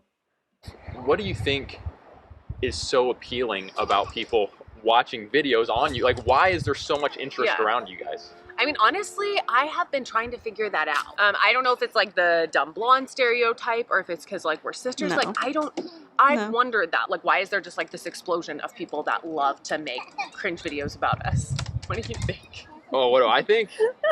You guys were some of the first ones, and you guys were, okay. You all are very bubbly. You're very bubbly, energetic. Like I already said from jumping in the podcast with you guys, you turn it on and it's like, well, like high energy. I wonder if some people would say like they're making their lives look so perfect and bubbly, and it comes across fake. People have said that, which is, it's who we are online and like on social media and stuff. Like, it really is like a very accurate representation of like our personalities and stuff. Like people Oh, have caught great. that. Like Yeah. I'm probably more bubbly and more energetic and loud than Kristen. And people have caught those things about her personality. Like I'm more spontaneous. She's more well thought out, you know? So it's like those things, those are true about us, you know? So like the high energy, the fast talking, like that's always been, but people also have a lot of other misconceptions. Like people think our family's like super wealthy or that we were just handed everything. And so we're extremely spoiled, like these privileged kids. And we've talked so much about like, our parents literally moved to Texas with like $300 and their like really old beat up car, started a business from scratch that provided for all 8 of us kids. Like we grew up in an extremely small house, always drove old cars. Like I don't know why people think we're just like these super stuck up, like fake plastic people. It's like, where'd you get that idea? Like That's we're not. so interesting because like people have said that about us, and so I wonder if just like people just assume that like influencers or social media people are just always like come from rich families and lots of money. And no, we're not from Utah. We don't have that rich Mormon gene. I'm sorry. Oh, Dave's laughing. Get him, get him. It's because all the Mormons are like all wealthy. All the Mormon influencers. LDS. Okay, so intimate. Obviously, as someone who has made multiple videos on GirlDefined and Bethany and Kristen, I have my own reasons for critiquing them. I don't critique them because I think that they grew up rich and spoiled and had life handed to them. Like, that's not anything that I've ever brought up at any point in my critique of them. But again, I don't tend to watch content that talks about the same things that I talk about. So maybe that's something that other people have critiqued them for. But I think typically it's like, for being tone deaf and not really maybe being a little bit oblivious to kind of how certain things operate in the real world. And I don't want to be like, you guys just live in a fantasy land, you don't understand how the real world works, because that's judgmental on my part. But they did very much grow up in a bubble where Bethany was offered a scholarship to go to college and play basketball. Like, she was good at that. She could have gone and gotten an education. And I honestly, this is just my opinion. This is me putting my opinion on Bethany. I don't know that she feels this way. I think that her life would be something in terms of work and purpose that's a lot more fulfilling to her if she had gone to college and like gotten a business degree and been able to work in a corporate office or start her own business that maybe isn't ministry related. I know she's an entrepreneur. Her and Bethany started GirlDefined, and that is that does take like acumen and smarts and a little bit of luck to be able to like make it online. So I think that like when we see Bethany venturing into all these different things, it's just a manifestation of the professional life that she didn't get to have because, to be honest, her family influence took that away from her.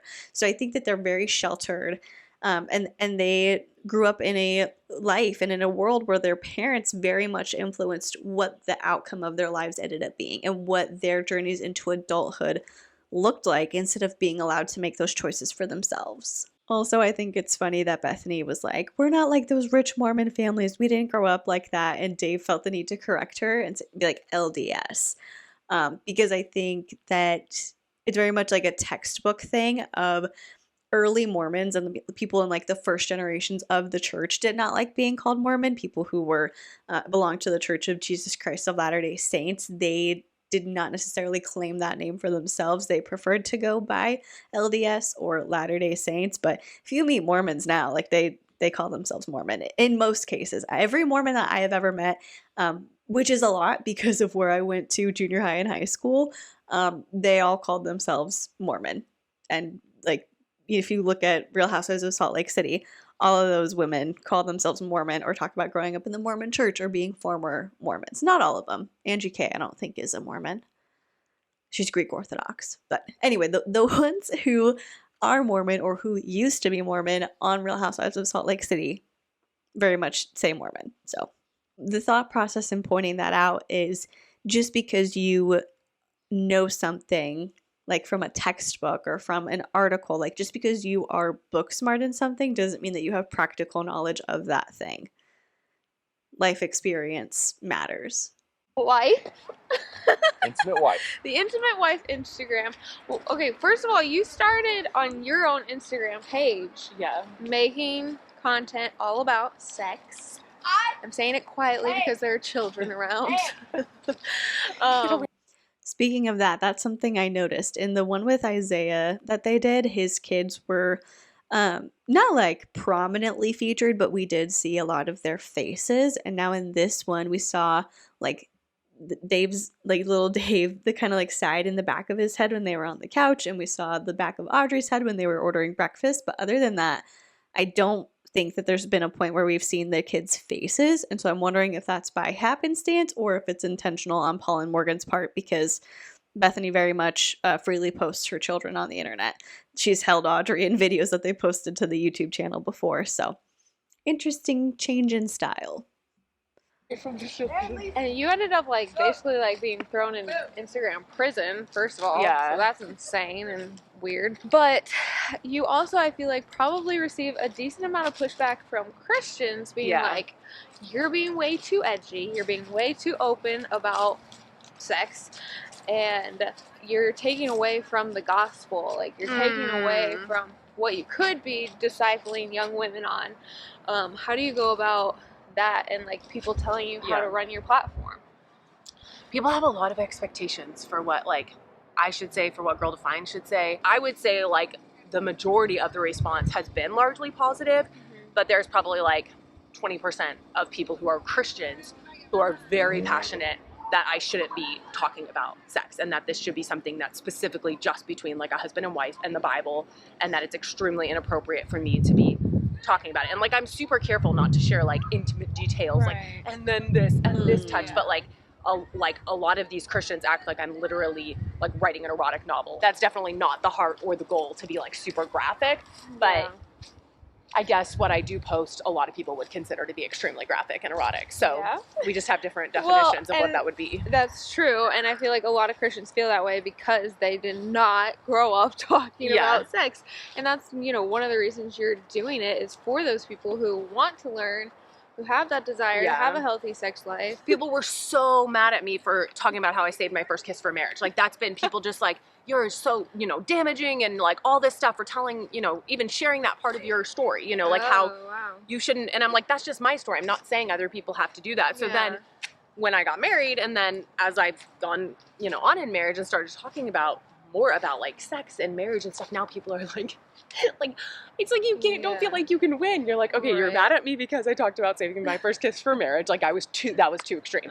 And now I actually talk about sex in marriage, and that's too extreme. It's just like, what, you know?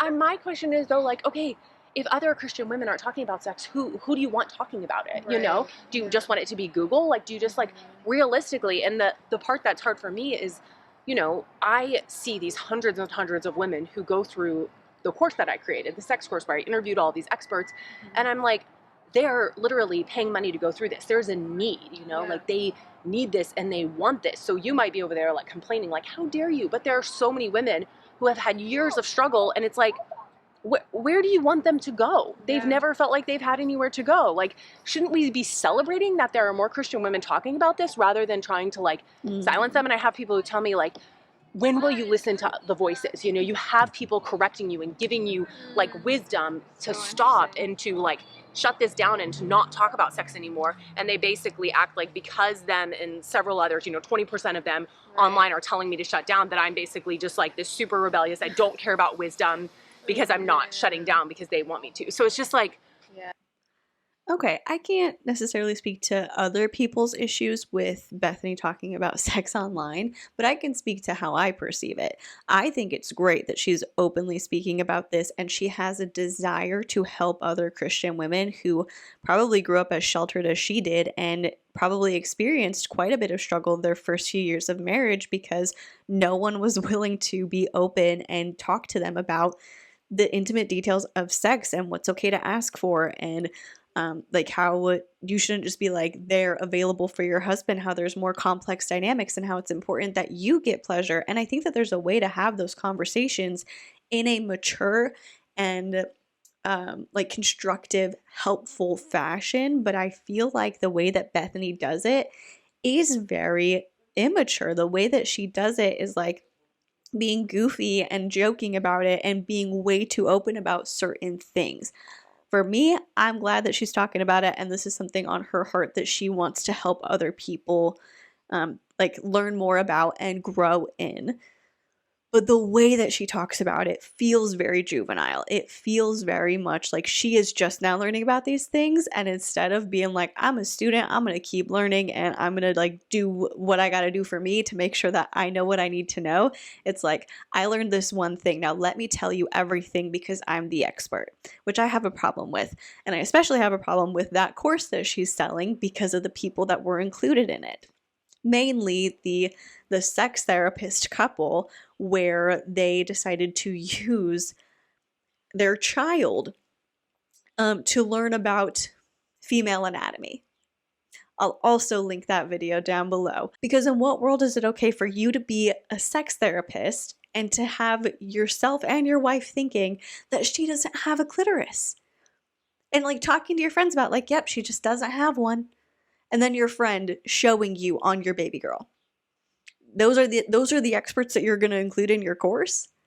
Refund immediately. Shut it down. It's just crazy. I don't understand. Like, I don't know what they want for Christian women, you know? And I, like, what about their own daughter? Are they talking about, like, what? Who? Right. It's just so mind-blowing to me. Also, I think it's disrespectful for Bethany to talk about it as frequently as she does, to talk about like sex and intimacy and pleasure and all that, because Dave said he's uncomfortable with it. And I totally am of the belief that you and your spouse can have different approaches, different thoughts about things. Like, you don't have to be on the same page about everything all the time. But if you, like, Bethany could say like, well, I'm uncomfortable with Dave cussing. So if Dave's uncomfortable with me talking about sex, then that's just an area where we agree to disagree. But I think it's very different to like look at something that's a personal choice that Dave makes in his personal life that has nothing to do with you, that makes you uncomfortable, and have to kind of suck it up and be like, well, I don't love that he swears, but whatever. That's so different than you getting on the internet and talking openly about your sex life to an extent where your husband is like, this involves me and I'm uncomfortable with it. I don't like how much you speak about this on the internet, and choosing to hear him say that and be like, oh, well, because no one else is talking about it, so I have to. That's disrespectful. Has there ever been a reel or post that you've made, and after posting it and getting comments on it, you're like, okay, I went too far on that one? I post things. Shameless. I post things, and I don't think that they're a big deal in the moment. Yeah. And then later, it turns into a big deal. So I posted a reel. Yes. And I'll say it, and everyone's going to be like screaming. It was about Thanksgiving. I knew you were going to say that one. We talked about that one. I literally saw it pop up on my phone, and I said, Morgan, look at this. Okay, I did not think about it. All I said is, I asked Dave what his favorite dish was for Thanksgiving, and he said me. And I did not think it was that deal. It was just like written on the text. I wasn't doing anything, so I'm like, I wasn't graphic. I just thought this was like a funny, kind of spicy married wife joke. You knew it. I am genuine. Like, I believe her that she didn't. I promise 100%. I didn't, when I posted it, I was not thinking like, this one will be a controversial, like this one is gonna, that's what happens. Like, people, the ones, I do that sometimes. Yes, I do that. But like with that specific post, I was not doing that. Yeah. Like, I was not doing that.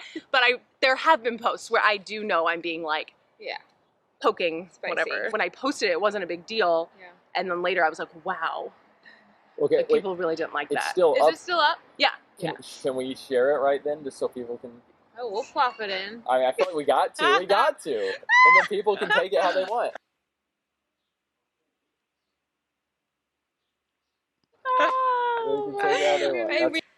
That's cringy, but I mean, whatever.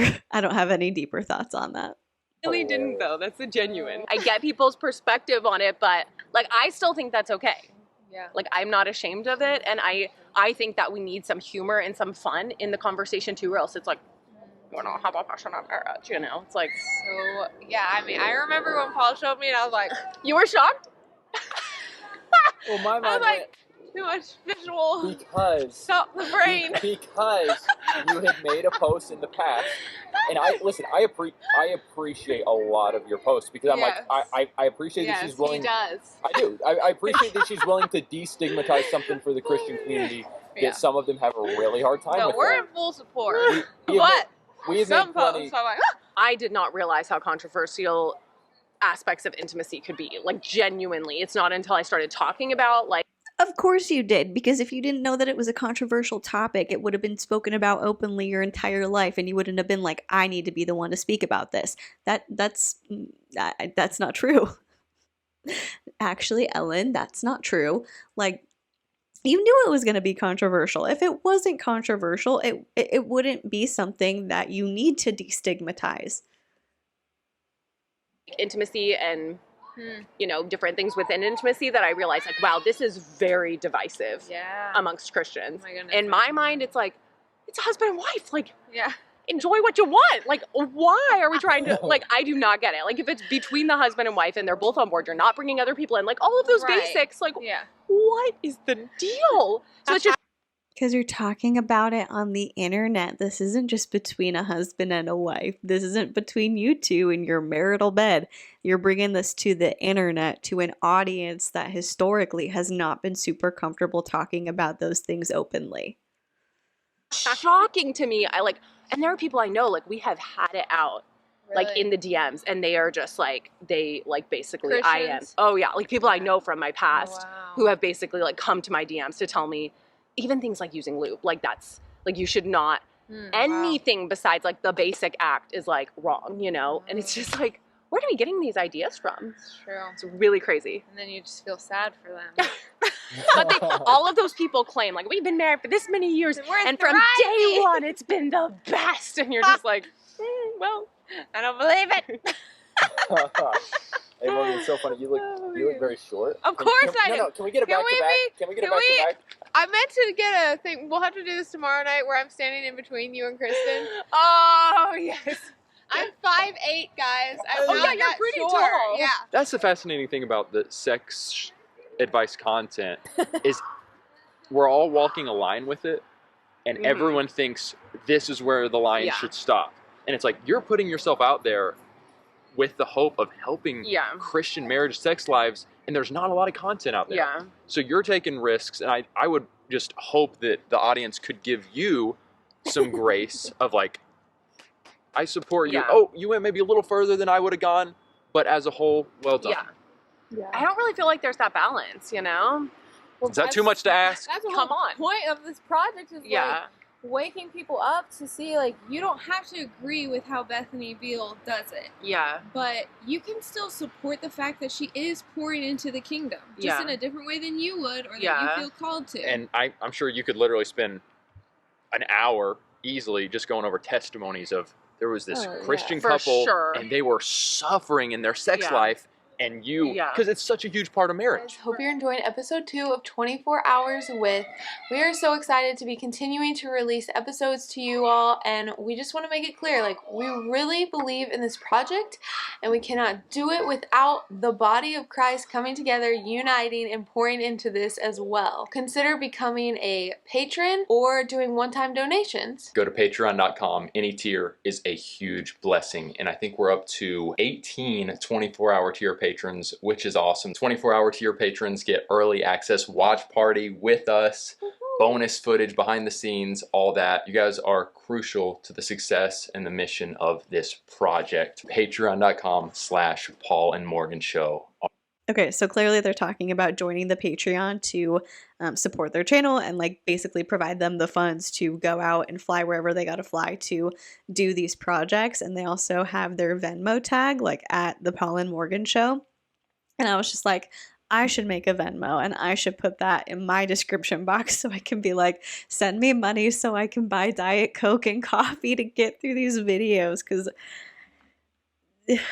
I need the energy. I got to keep it up. I need a refill here in a little bit so we can make it through. All right, back to the episode. Okay.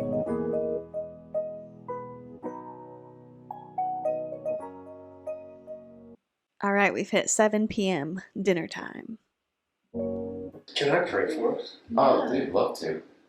Oh, are you surprised you're still? Oh, dude, blesses my heart. It warms my heart. God, thank you for our friends, and thank you for this food, and thank you for Bethany making it. Pray that you bless it, bless our time. In Jesus' name. If there was like one YouTube Amen. channel that you'd say is your favorite, who would it be? Mostly I listen to Megan Kelly, and that's about it. Oh, Megan Kelly. I like her. Don't you dare say anything bad about Megan Kelly. Don't you dare. I love Megan Kelly. I think she's cool. Massive toe cramp. Toe cramp. Toe cramp. Oh no! Come help her. Help her. Eat some of Help that. her. I need more water. She should have come to the clinic tonight. Dude, if she would have been in the clinic, the ice bath and the heat. Okay, who's more emotional out of you two? Who is more likely to cry? Bethany for sure. But you're a crying man. I am a very crying man, but relatively speaking, she will cry more. Do you guys like get people being like, you guys are too happy and joyful? That's the weird thing though. It's like miserable. Krista and I have both been through like hardships, you know? Like I mean, What, you didn't find a parking space up front? Oh man. That's what people Get her, think. Dave. Yeah. No, but like people like just because we don't like we Talk a lot about. yeah, and like we've both really have, even though it's really hard, we both are like very passionate about like trusting in the Lord during hard times. And so like Kristen, like having to go through 12 years of infertility and miscarriages and all that, like that's really hard. Yeah. Like that like wrecks a lot of people, you know? Or like me in between Davey and Audrey, like 3 miscarriages, and the one that happened like where I was traveling to Ukraine was so traumatic and like so awful, like that sort of stuff. And I'm not complaining about getting married at 30, but like for a lot of single women, like they'll talk about those years before they got married, like how awful and horrible they are and stuff like that. And I think because even though those things were hard for us, we like really find peace and like rest and trust in the Lord. And so it's not like faith altering or like we just are going crazy. Like getting angry at God and stuff has just never made sense to me. Like it's, you know, going like the 3rd time I went through the miscarriage, it's not like, God, why are you doing this? Why are you even like playing this trick, you know? Or like, why would you let me get pregnant only to take it away? It's like, I know he's good. And like, I know we live in a fallen world. And so I just understand like, he is my place of comfort. Sometimes I struggle with the tragedy and you're describing your tragedy, and I just imagine sometimes like horrible situations, and I'm like, it's hard for me to see, and it sounds cliche, but see God in them. Like, like God, if you're really involved in our lives, how could that happen? You're able to not really like go down that. I don't know why. I mean, so when there's 8 kids in our family, technically 9. So the last one of the lineup, he was born with he had a chromosomal disease, and he only lived for 8 hours. And we were like, I was like 16 or whatever. So it's like, I clearly remember we were all in the hospital room there for, you know, his death, all of that. And it was extremely difficult and so hard. And, you know, I was just a sister in that situation. I cannot imagine being the mom, you know, but seeing my parents, how they dealt with that and how they handled that was extremely inspiring. And I still think about that, of just how they didn't get mad at God. They weren't like we really drew together as a family through that whole experience, and our community really surrounded us. And that's something that even to this day, like really has impacted me in a positive way, because like now as a mom too, I'm like, that is so hard to go through something like that, to literally lose your baby, you know, after carrying it for 9 months, only being able to be like literally, you know, the funeral, everything. It was so dramatic and traumatic, but they never like walked away from God. They never, like they taught us through that experience how to lean into God and how to trust him. I kind of asked this because it's definitely happened with Morgan and I, and does happen with us, people online. That sounds like a really just awful and devastating experience to go through. And so, while I'm sad to hear that, I hate to say like I appreciate Bethany opening up about it, but I like seeing a side of Bethany that is vulnerable and serious. Like she's not trying, I know she says she's like a naturally bubbly person, but sometimes I think the delivery is a little bit off-putting and it does come off a little bit fake. Even if that's who she is, I think maybe sometimes she plays it up for the camera a little bit. And so just having like this serious conversation and like using plain language about it and being like, it was awful, but I was so inspired to see how my parents handled it. It's a side of Bethany that we don't get to see very often, and I appreciate her willing to be vulnerable enough to show us this side of her in the video. Like to decide which one they're going to agree with more than villainize the other person. And I was kind of reading comments on a video, and I saw, I hope Bethany's husband finds happiness. Oh, I heard that one before. That's been our story. I hope Morgan finds happiness. Yes. And when you hear it, freedom, when you hear that so many times, it can start to. Oh yeah, sometimes I feel sometimes I feel a little sorry for myself. Yeah, 100%. It's not expound on that if you don't. It ain't king energy, but it's something. It's not what? It's not. That's interesting. I'm not sure if Dave is joking or if he's gonna elaborate a little bit more. But for him to be like, yeah, sometimes I feel sorry for myself in relation to people commenting how they hope Dave finds freedom and happiness. King energy. Okay. It's King energy. Already feeling sorry for myself, and then hearing one of those and be like, "You're damn right." Wow. I got a man. Well, but that's a scary thought for me if I were to think like Morgan's over there thinking. It's possible for someone to feel bad for them, still feel sorry for themselves. Have you felt that way when you get all these messages of? No, let's be real. Like of messages of you, Morgan. What is it? I hope Morgan finds happiness, and that's said in so many different ways. I would say that I've. Please say no. Please say. I'm being real. I hope these aren't sticking with you. Say yes. We're gonna have a check-in. Like Morgan can do so much better. That type of stuff. No. None of that stuff is. I've never been like. Oh, and then we're getting back to you guys. And none of that stuff about like you're being mentally or emotionally abused. Like I'm like, you guys are idiots. Like I'm sorry, but idiots, total idiots. And wow. But I will say there have been times when like maybe someone has said something of like, I'm trying to think. Oh no, where's she about to go with this? What is it? Well, okay. Well, this is just something that like Christians and. What a kind Christian response. You guys are idiots. Noted. Will say like Paul cuts you off when you talk. Like, he's not like listening. Like he's not respecting your voice.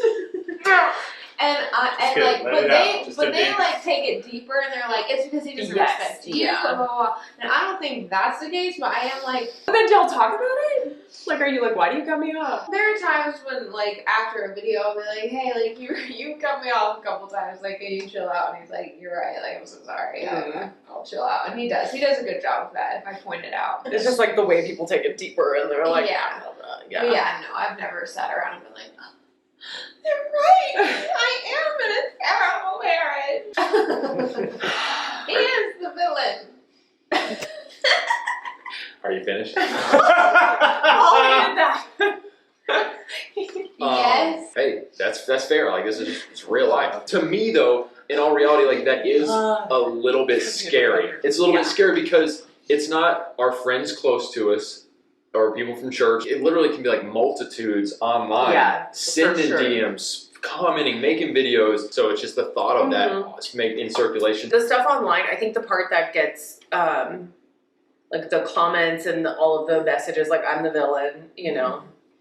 And I think the only time it gets frustrating for me is if just being honest, is like when he's like it starts interacting with them, and sometimes I feel like starts like, oh, like they're actually really nice people and all of this, and almost like it feels like it's now like them against me.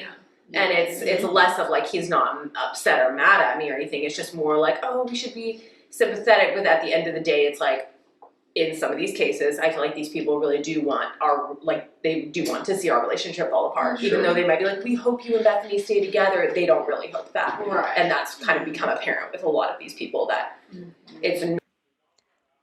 I think there might be a certain subsect of people who leave those comments who do want to see like a separation or a divorce happen. And that is something that I think would be really frustrating to hear, like to see that comment and be like, and just to feel like it didn't come with good intentions, and then to see your husband interact with it.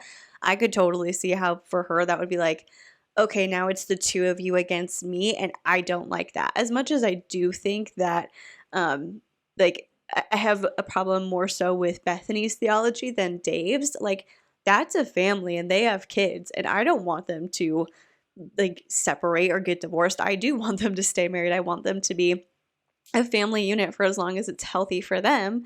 And I selfishly, I'm like, I want to kind of win you guys over to a more progressive viewpoint. Like, if Dave is the leader of the household, which is what y'all preach, is like the man's going to be the leader of the household and the woman should be the homemaker. If he's the one kind of leading the way and taking charge and saying, I don't like this church, I want to go to a new one, then I could see that happening slowly over time. And I do think that there could be benefits, especially to their children, of them coming to a more, I don't know, like a less rigid and controlling form of Christianity. And I think that would be cool to see.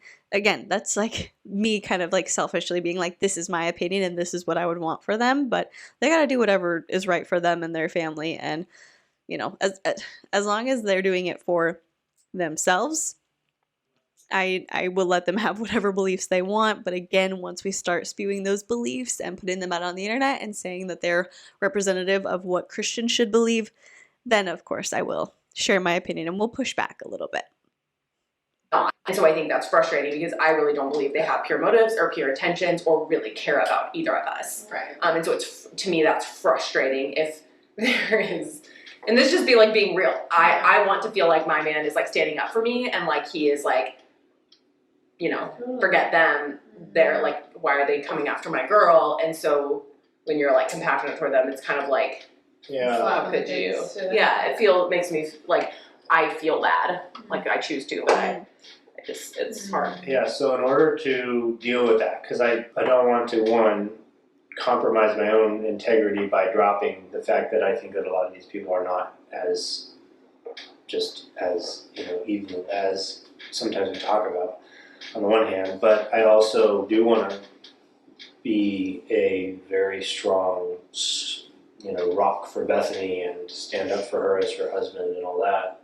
So typically my solution has been just to not have those ongoing conversations. It's hard because we do have different views about this. I guess it's hard for me if I feel like, okay, you're building relationships, man, woman, I don't care, with people who hate me. I mean, it's like I can imagine if I'm in your shoes, like it's got to be nice to be the one that they really like. Mm-hmm. And then if you're feeling frustrated at me for some reason, like, yeah, you are kind of right. It's like I can imagine if I were in their shoes, it's got to feel a little bit good to be the. I wonder if kind of the problem, just part of the problem, is in the way that like Bethany is viewing people who give her feedback, is Dave is viewing them as complex, multidimensional people that he can have a conversation with, and Bethany is viewing them as one thing, one layer. You're a hater. Like, no matter what you say, if you're not giving me positive feedback, if you're critiquing me, giving me negative feedback, giving me hate, whatever it is, if it's not a positive, glowing review, you're a hater and you're against me. Whereas Dave's like, well, we could have a conversation.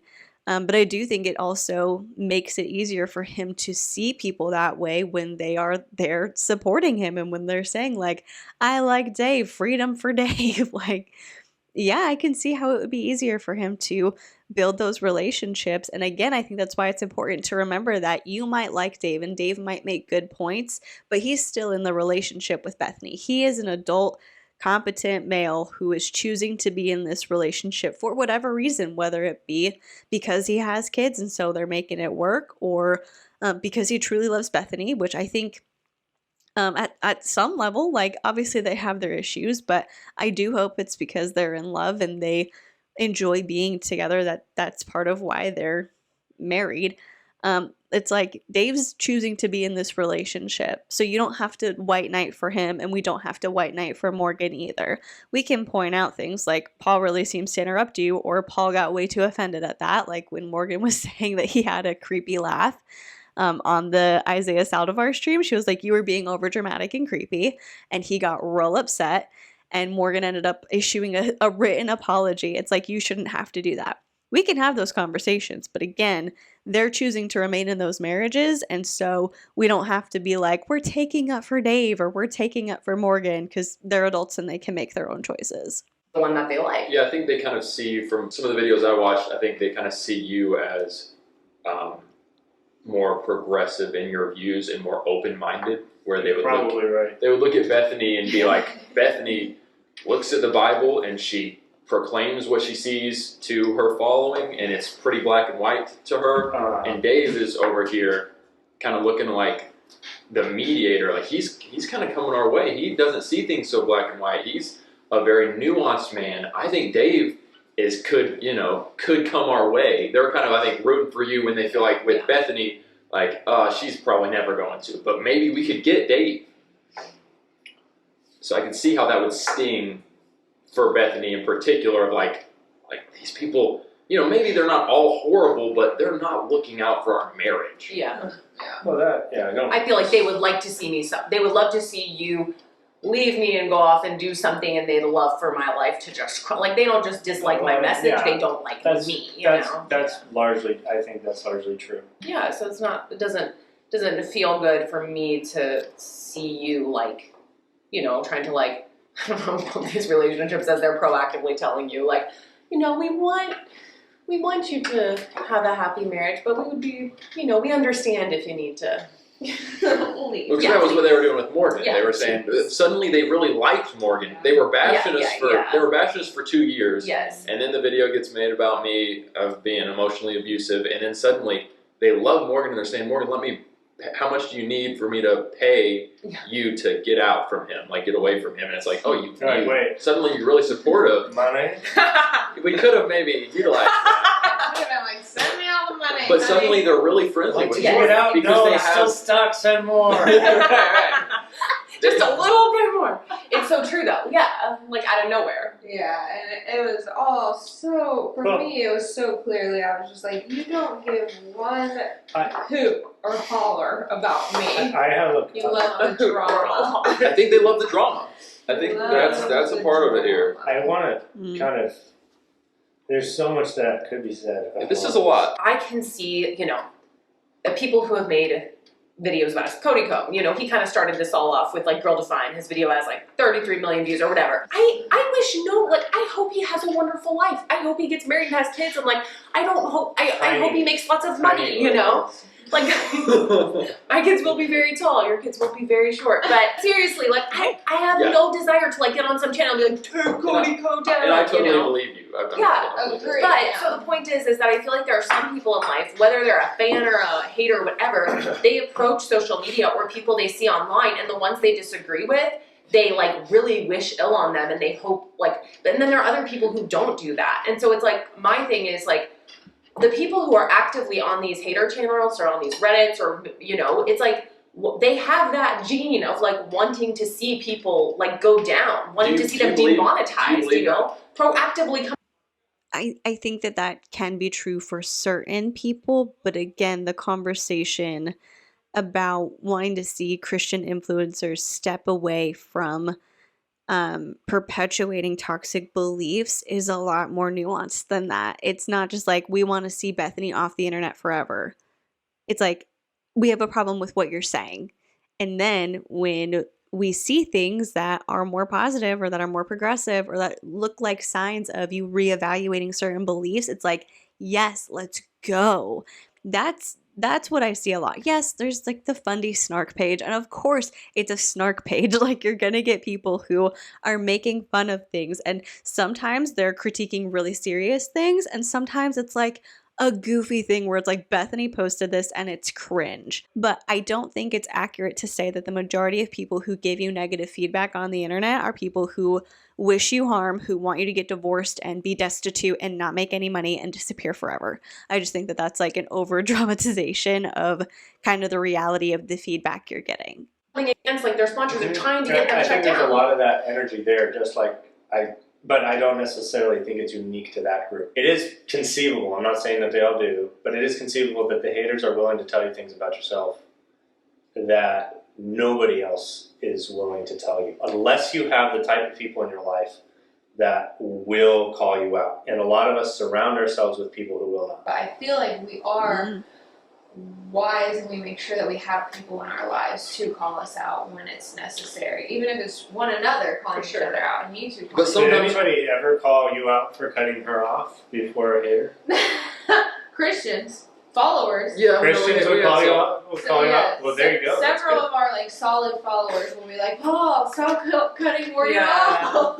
Well, and those moments are helpful. Like we have people who follow us who share. Yeah. And even like people who work for GirlDefined, like they will share, like our employees, like they'll share honest feedback or thoughts about how things come across, and that's super helpful. Like the people.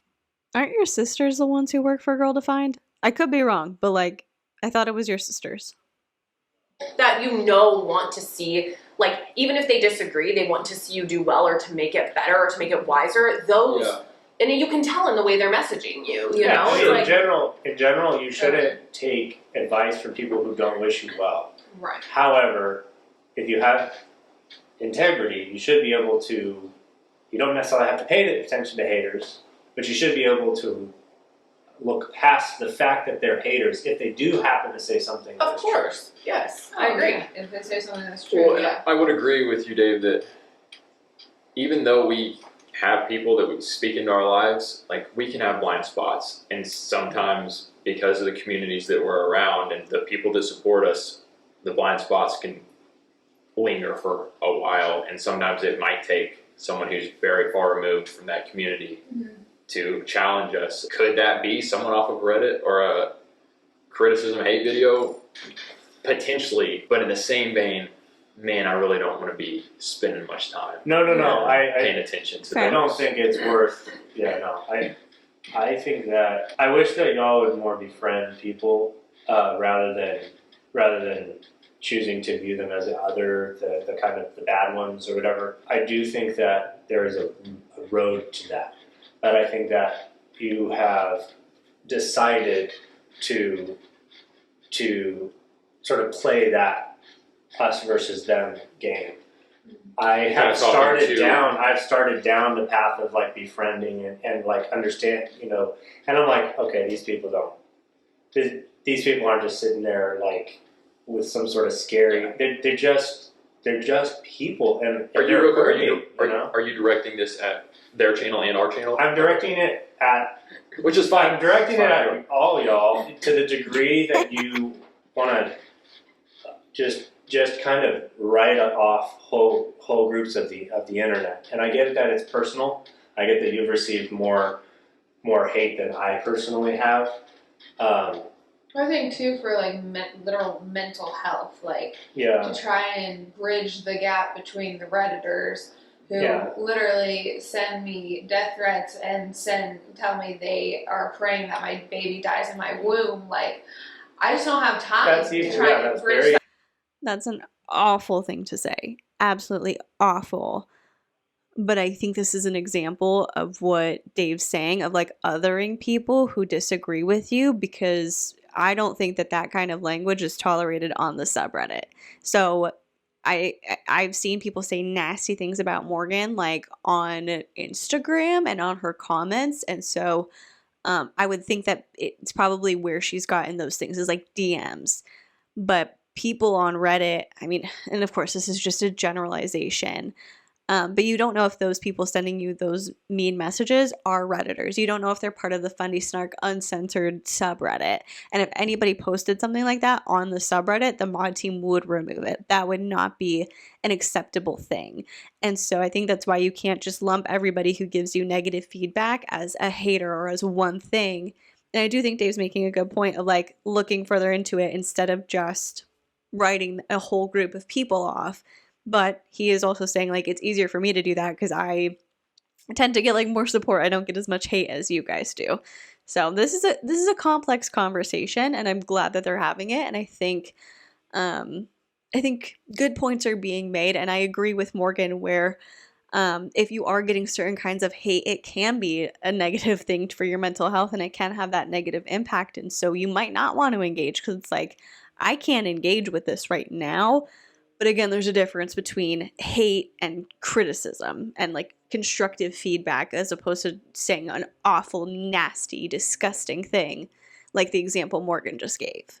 Yeah. But no, that's wicked, but that's not everything. It's not indicative. It's not indicative of every Reddit. So I think the Reddit subthreads are, from my limited interaction or understanding, is full of people who are reacting against all kinds of stuff that both has happened to them and that they have created in their own lives. And the reason why I'm like this is because I am like that in plenty of ways. I'm not willing to just write off whole groups of people because they say unkind things. So I agree. I'm not writing them off, but I don't think the like online space is the place to do that. When I meet people, which I've met plenty of them in real life, they'll come and say hi or whatever. I like in person, absolutely. I would love to talk to you. I would love to build a relationship with you, but it's just too hard. That's why I think you're right about like people, when you're online, people, the lovers and the haters, they don't really know you that well. And that's why I think the biggest impact often comes from our real life relationships. Yeah. And that's why I'm constantly through GirlDefined encouraging people to have real life relationships, get involved in church, all of that. But if I were to meet any Redditors in real life and they wanted to actually have a genuine conversation, like I am absolutely there for that. Like I hope to be able to have conversations with people who've made videos about us. Like I hope to be able to sit down and do stuff like somebody that. Somebody has to go first. Somebody has to be the first one to start a process like that. I agree with you, Bethany, in that in-person, face-to-face conversations with those people who actually want to try and understand where we're coming from. Like we've had conversations with haters who I've sat down with people face to face, and they've like been genuine of, I do want to know where you're coming from. I don't agree with it, and I've maybe commented some nasty things or whatever, just like really like pushing back or whatever. But like I do genuinely want to know where you stand, and those conversations I think are very good and healthy. For sure. And we walk away still completely disagreeing, but like being like, you're human, I'm human. Yeah. Does your concept of them, you kind of just answered it, but your concept of them, it sounds like, changes. In other words, they're no longer just a, butthole 335. You say butthole? They're now something more than that. These people are not just, and again, I don't mean every single one, but a good chunk of them are not just, criticizers. They have inflicted very heavy, amounts of pain. I agree with on their, I just know for a fact, on them, on us. Like ruining opportunities, trying to actually, make it impossible for, me to even, be in that space or have any success in that space. All of that is absolutely ridiculous, and people that do that I think are idiots for doing that when they do that. See, it feels good to hear you say that. That feels nice. Do you like that? That does feel nice, seriously. Of course you want him to say it because it means that he's on the same page as you. It's like calling those people idiots. You're like, yes, we got him. See, he's coming to defend us. You shouldn't give us criticism. But again, as much as I disagree with some of the things that Bethany says and the things that she puts on the internet, I completely understand as a wife how she would be like, I want you to defend me. Like, I don't want you to form relationships with these people who don't like me and who want you to leave me. Like, it hurts my feelings. It makes me feel like you're not protecting me as your wife. Like, I totally get that, coming from her end.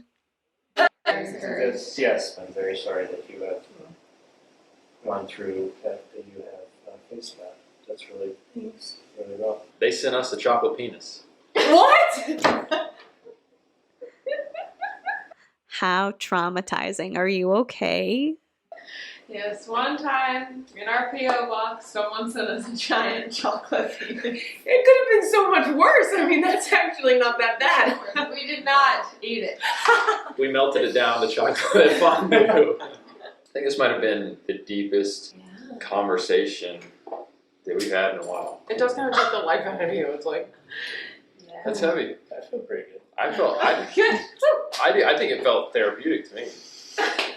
Genuinely. I really love your energy. He jumped in the cold plunge. It's absolutely horrible. He's up for stuff. He did the little cartwheel thing. What is happening? Y'all hearing this? You've wanted more friends like this. Guys, Bethany, GirlDefined, part of GirlDefined, half of GirlDefined. It's been so much fun getting to hang out with you guys and just learn more about you all, humanize you. I feel like we definitely did that. How can the family support what you are doing with GirlDefined, with the intimate wife, and beyond? She works smart, all of it. Thanks, Pamela. Y'all are so cool. If you want to join our sisterhood, we would love that. You can join our podcast, The GirlDefined Show. That's like the main place that we are right now, which is awesome. And if you are into learning about sex and being really spicy as a Christian wife, then come on over to The Intimate Wife on Instagram. It's just so fun to actually make like relationships and connect and get to know you. So if you're a new person, you're like, who is Bethany? Who is GirlDefined? Like, come hang out with us, because if you like Paul and Morgan, I really think you're gonna like us. Love it. Episode 2, ending by the fire, eating fondue. Can I see a photo in between you two, please? Fire, girl. Bring it in, Tolly. Oh, the head tap. On a bro Episode 2 hug. was one for the books. Walking into our time with Bethany, we weren't sure what to expect or how the conversations would go. We were not let down. Our day with Bethany and Dave was filled with laughter, shock, and challenging conversations. Dave and Bethany's marriage surprised and challenged us in many ways we were not used to. They were so different, but clearly committed to one another. They chose to love and sacrifice for one another despite their differences. One of our goals for filming with Bethany was to help humanize her to the viewers. Like we mentioned earlier in this episode, her presence online receives a ton of pushback and hate. We wanted to show a side of her that you have never seen. We believe we accomplished that and more. We hope you feel more united with someone you may not see eye to eye with, but can recognize she is a sister in Christ with a heart to honor God. We can't do this without your support. If you believe in this mission and want to support the project, go to patreon.com/Paul and Morgan Show or send a one-time Venmo donation. Links below. Unite, grow, entertain. Behold how good and pleasant it is when brothers dwell in unity. Psalms 133:1. Now breathe in all your anger and frustration towards your father. I forgive you. Wait, I'm getting y'all's feet. Sabrina. I never hug a man twice. All right. The end of episode 2. Obviously, y'all heard my thoughts throughout the entire time that we were reacting to the video, and now I cannot wait to hear your thoughts on it, as well as your win for the week. I got a little bit carried away in the lead up to the reaction, and it completely slipped my mind to do win for the week, so let's just talk about it now. If you're new around here, a win for the week is where you share something positive that happened to you over the past week that you would consider a win. If it made you smile, if it made you grateful, if it brought you joy, whatever it is, I want to hear it and celebrate with you. My win for the week is that yesterday, my husband and I got to sit down and watch a few episodes of Suits and eat dinner on the couch. And it was just really nice to have that time together on a Saturday. Usually he's watching UFC fights, but they happened earlier in the day and we were out of the house. So when we got home, we watched that show together and it's getting very intense. We're at the end of season 5, so if you've seen it, you know, it's wild. But that was just a nice thing to be able to do together and spend that time relaxing, enjoying each other's company, and watching a good TV show on a Saturday night. And that's my win for the week. I can't wait to hear yours, as well as any thoughts that you have regarding the 24 hours with Bethany Beal. Anything you want to say, if you're watching this on YouTube, you can leave it in the comments section down below. And if you were listening to the podcast on Spotify, you can leave it in the Q&A for this particular episode. While you're doing that, if you would consider liking this video or subscribing to my channel, that would be incredible. Or if you're listening to the podcast, if you would consider leaving a rating or a review or following the podcast channel, that would be incredible as well. If you have done any of those things, thank you so much. I am so appreciative of you, and I love being able to just sit here, hang out with you, and talk about whatever. Thank you so much for watching or listening. Please be kind to people, and I will see you in the next one. Bye.